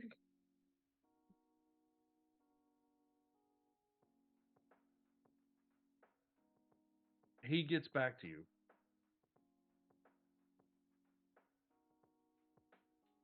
Do me a favor. Roll a turn someone on for me. Figured. Oh, Madeline, don't forget you get an experience point for missing that roll earlier. That's an 11. Oh, wow. Okay.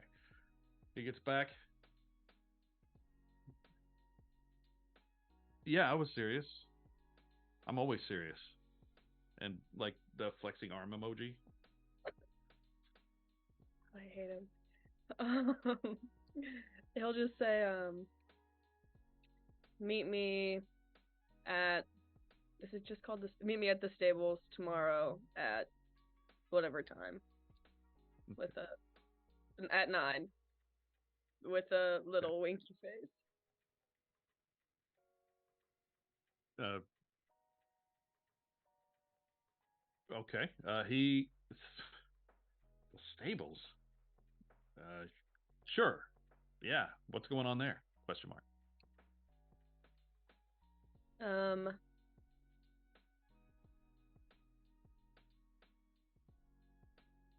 he'll just say us, period.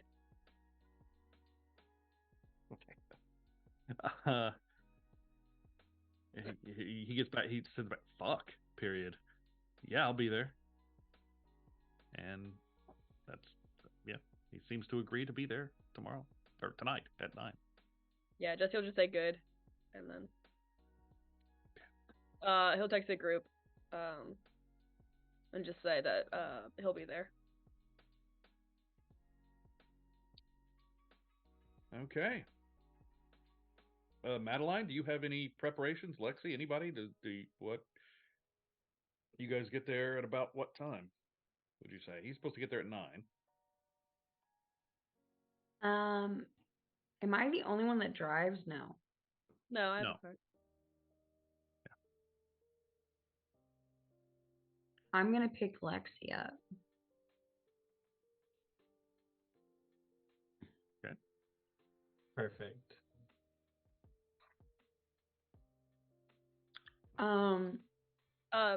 Sorry. Go ahead. Does Fia drive?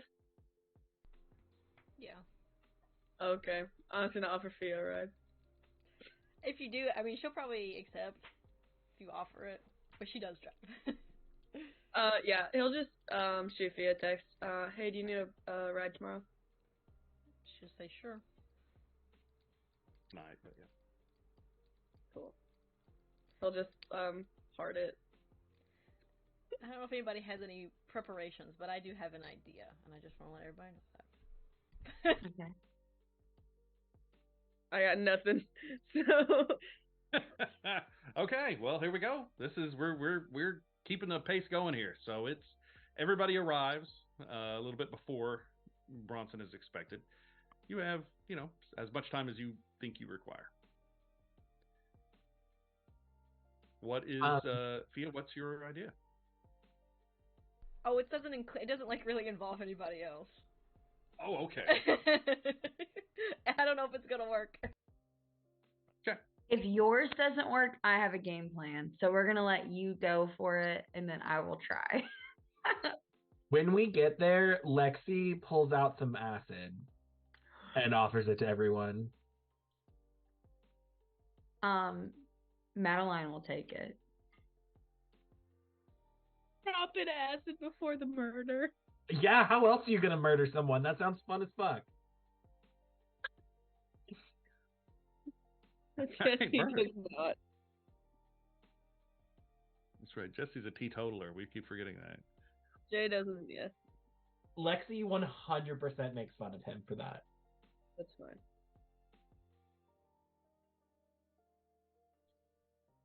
9 o'clock rolls around. Those who are tripping balls are tripping balls, and sure enough, after a little bit, here comes Bronson's car, which we have seen once before in a drag race down the main strip.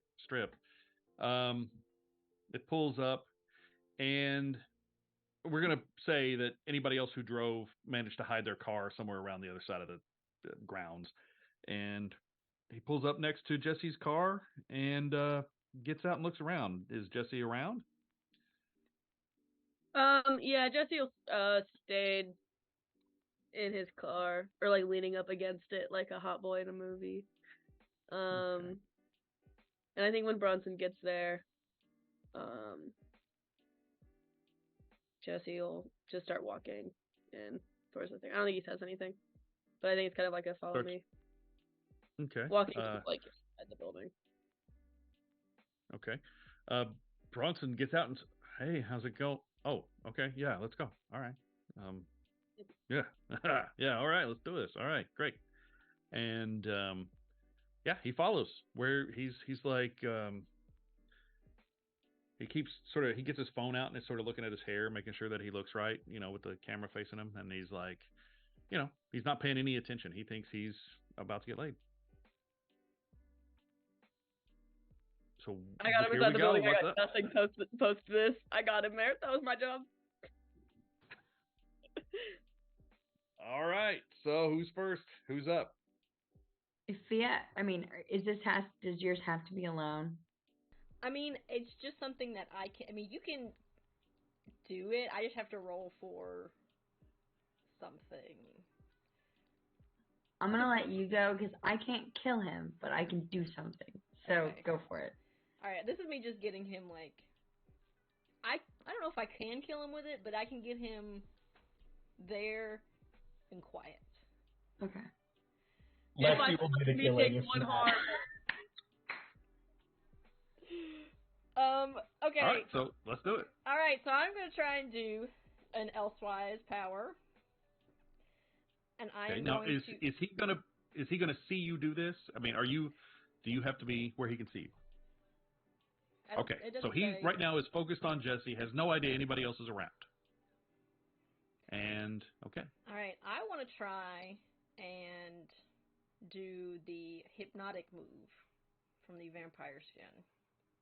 Ooh, okay. So he does what I say. Now, granted, who knows? But I roll with hot. Hey? But keep your fingers crossed. Oh, okay. We're doing something. All right. That's a 10. Perfect. So what does the move say? The move is you can hypnotize people who have no strings on you. I roll with hot. On a 10 up, they do exactly what you wish and have no idea that anything is wrong. Okay.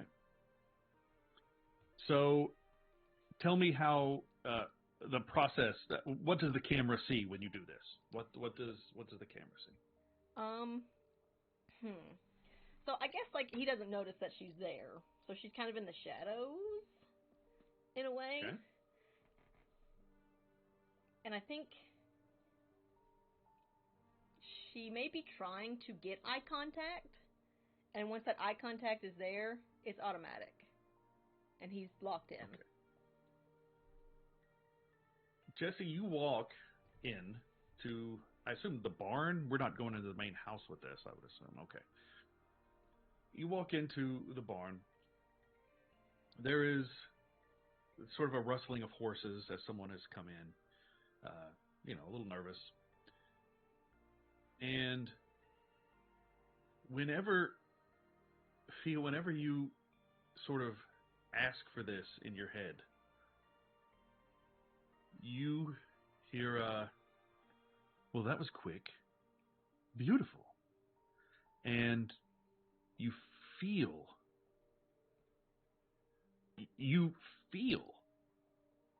that tattoo needle on your back,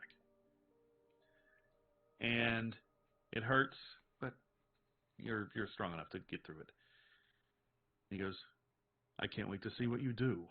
And it is eager. It is like he's waiting for a most delicious, an amazing dessert after a beautiful meal.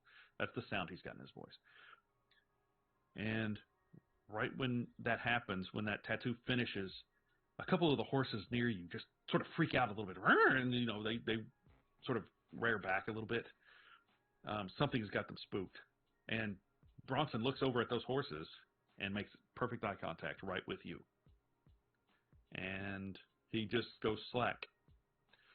Just anybody who's watching just sees him stop, and his shoulders sort of droop a little bit, and he is enthralled. He's entranced. So once that happens, I think she starts to come out of the shadows, and you can kind of hear like the clacking of like the cane is like echoing through the stables, as she like walks toward him, and she's like, "Well, hey there, Bronson. I'm gonna need you to stay very still, and I'm gonna need you to be very quiet." He freezes and says nothing. I think she tries to make eye contact with everybody else. I think I can kill him this way. I want to turn. She steps back. But I look at Madeline because this is your plan. I'm over here Googling what weapons you would find in a horse stable. Oh, good lord. I'm sure there's lots of heavy shit. Yeah, there's gotta be. There's hay forks. There's all sorts of things. Start throwing horseshoes at him. I was thinking. I don't know if you have those for horses, but it just feels horse adjacent enough. Yeah, there would be a horse whip. There would be one of those little riding crops. Props, yeah. Yeah. Yeah, I think what I'll do is I'll pick up the nearest heavy object and pass it to Lexi. Oh, Lexi takes it. She is probably pretty gone right now. Because I'm sure she did some sort of drugs before she got here, and now she's on the acid. And she's had a fucking shit, weird, crazy, stressful couple days. So she goes up to him, and like, there's this like look in her face that's like almost animalistic. I think like a predator stalking a prey, or like looking at a prey that's been trapped. Even better. And she goes up to him and puts her hand on his cheek and just kind of like looks to see if he reacts. Does he just stand there? He has been ordered not to move or speak, and he is standing there. His eyes will meet yours, and you can tell that there's something going on in his head, but he has no way to communicate it. Amazing. So she takes the heavy object, I don't know, something heavy, whatever it is, a bar, a pipe, whatever, and she just hit like baseball bat to the stomach. Does he do anything? And she kind of looks to see. He doubles over. I mean, he can't. He's been told not to, but it's reflexive. He can't stop this. He doubles over. You hear the breath get knocked out of him, but he's not moaning and he's not groaning. He's barely reacting, but he is trying to catch his breath, and that's basically all you can hear. She goes and hits him across the back, and again, like, stops to see and kind of looks at the others to see what they're doing, or if they're gonna stop her. Oh, I'm not gonna. I think I'm in pure bliss. I'm just watching. I'm curious about Jesse. What's Jesse up to? I think that Jesse's maybe a little uncomfy. I think that he's probably like standing, not like at the door, but like near where they came in, just kind of watching. While you're watching, I think he's looking at Fia also. Okay, what is Fia doing? That's a good question. I think Fia she's like locked in on what's happening, pretty much staying on Bronson. I don't think she knows exactly how this works, and I don't think she wants to lose focus. Jesse, while you're watching, you hear somebody come up behind you. You don't know how long they've been there. You don't know who it is until you turn around. And you see that's looking right past you at the scene that's unfolding is Bailey. And she looks up at you.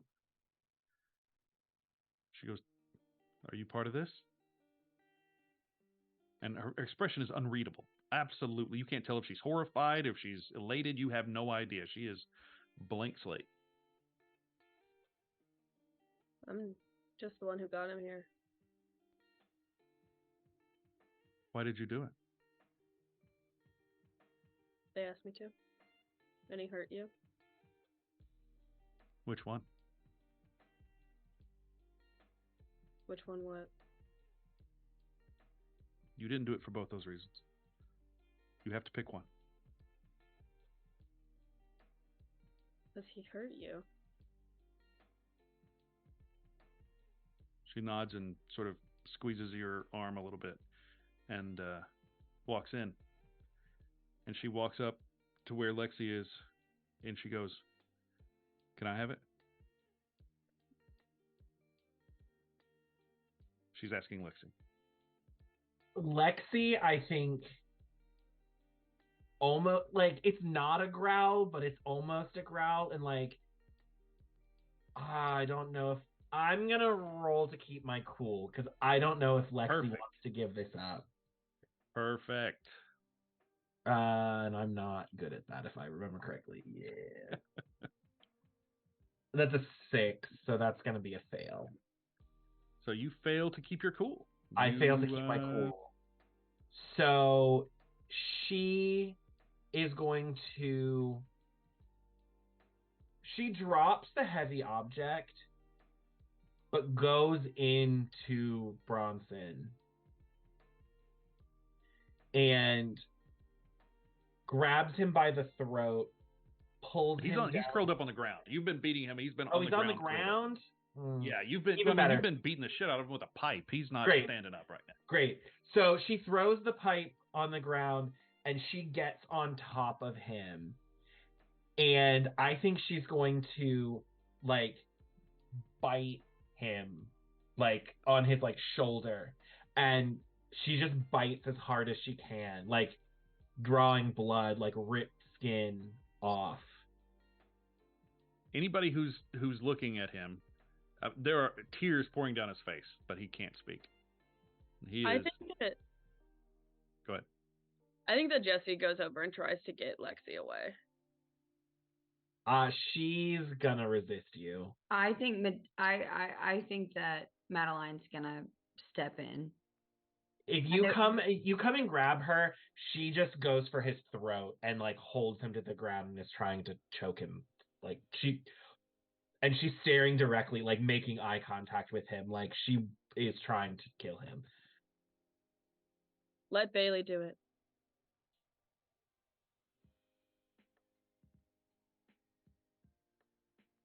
I don't know if he says that to you. I think he says it to Madeline. I know. I think I'm gonna look at I'm gonna look at Bailey and say, "Do you want to do it?" Right as you ask that, she bends down and picks up the pipe. And she nods. I'm gonna look at Jesse and start walking over to Lexi to move her. Like as an indicator of like, come help me. Can I roll Rite of Spring? That's what I was going to ask. Does anybody have powers that would help them in this situation? Yeah. And Rite of Spring is certainly one of the options. If you two, either one of you have powers, I'm eager to hear them. In this moment, while she is like watching the life fade from his eyes, I want to roll Rite of Spring. So when you go overboard in your pursuit of pleasure, you enter a blissed out stupor. First name while you're indulging, to rebel, to forget, to fit in, or to avoid what's coming. And I am doing this to forget. So I'm going to roll to gaze into the abyss with a +2. Okay. So it's going to be an 8. If someone joins you, On a successful roll, you will also learn one of the following: a secret desire, a past indiscretion, or a personal vice. I want this on Bailey Okay. because she's the one that's going to come over and finish the job. Yeah. And so I want to know.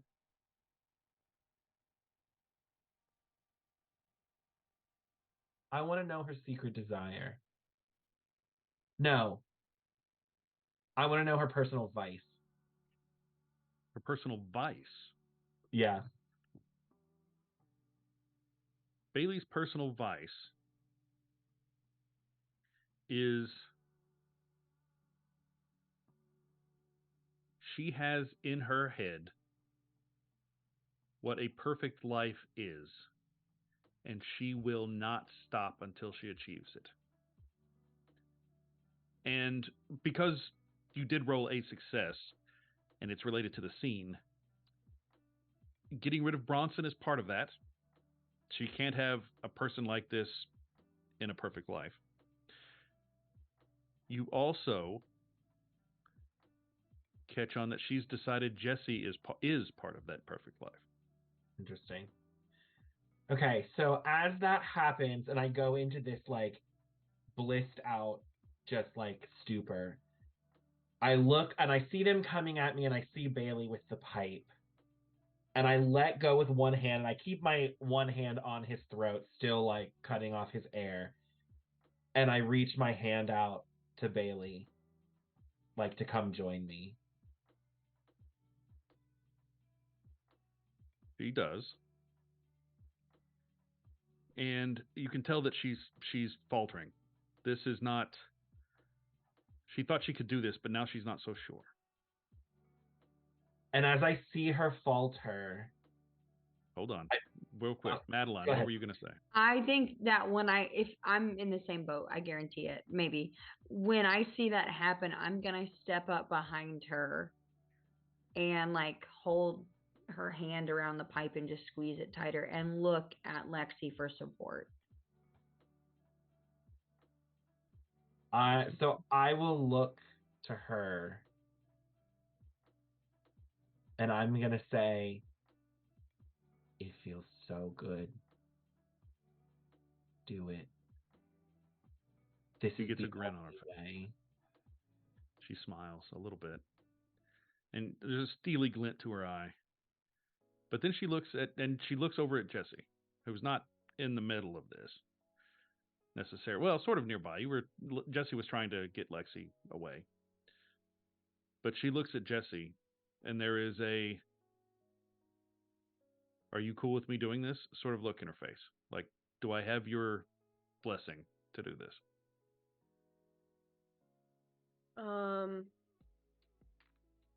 Fuck.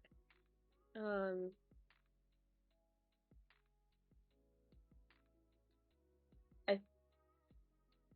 I, I think he just closes his eyes.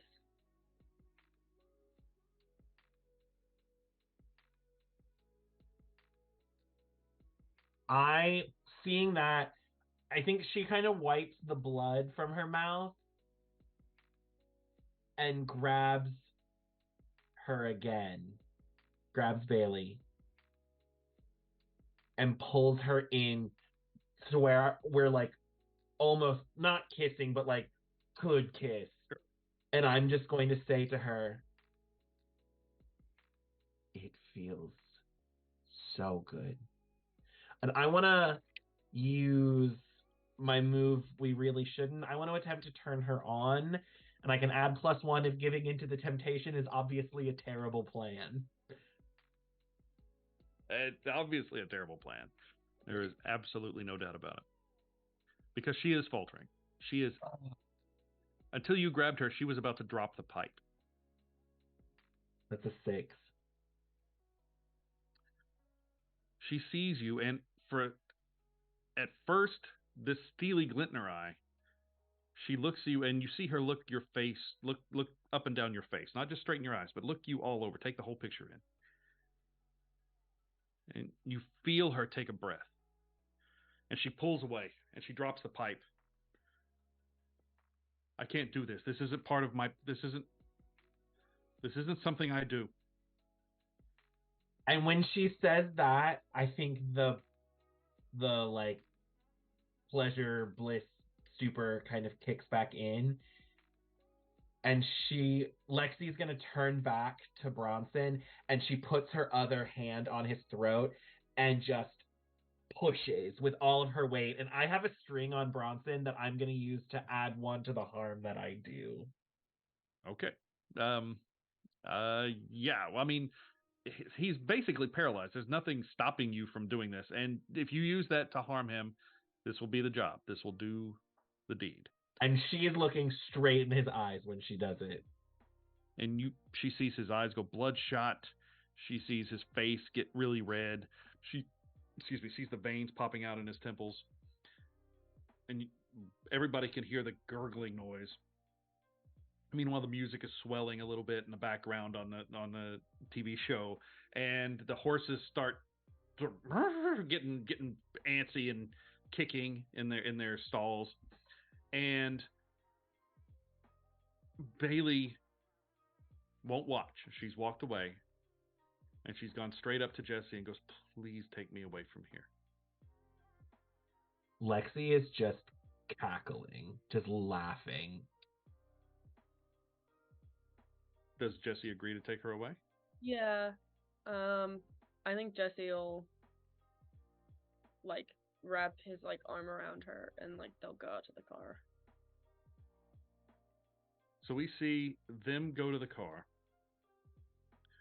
I think I think we do see as they're walking out, he looks over his shoulder and looks at Fia to see what she's doing, and then we'll turn and go. I think she watches him walk out. I think at this point, I think she knows she's got a handle of whatever it is she needs to have a handle on. She's not doing anything. And the camera sort of follows the pair of you going out. We see in the background an obvious, blatant murder going on. When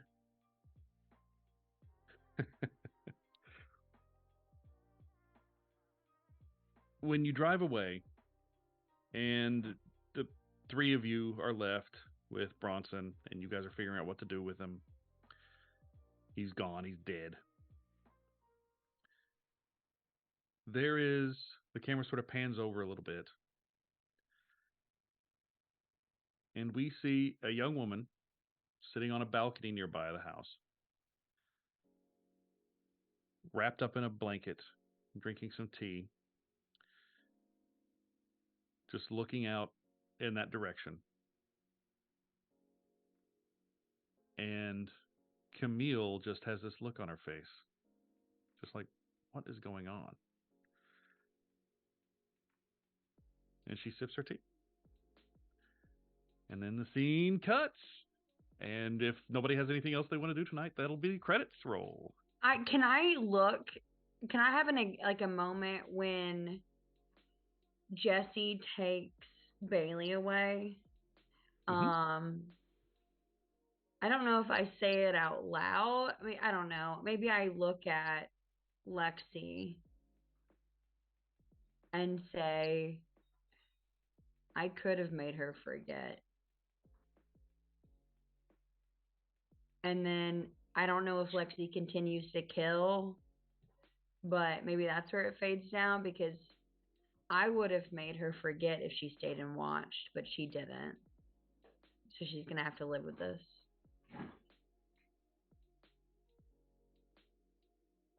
So, yeah, and I assume Lexi gets the job done. Lexi finishes Bronson off. Gotcha. Yeah. And, we slowly pull back with the horses being all causing a ruckus and Jesse's car pulling away. And the credits roll. And there we go, folks. That is another session of Claymont University. And, I never know where this is going. I love it. We're going to go ahead and get out of here. Goodbye, everybody. Thanks for watching. We love you guys. I love all you guys. And yeah, we'll see you next time. Bye, you guys.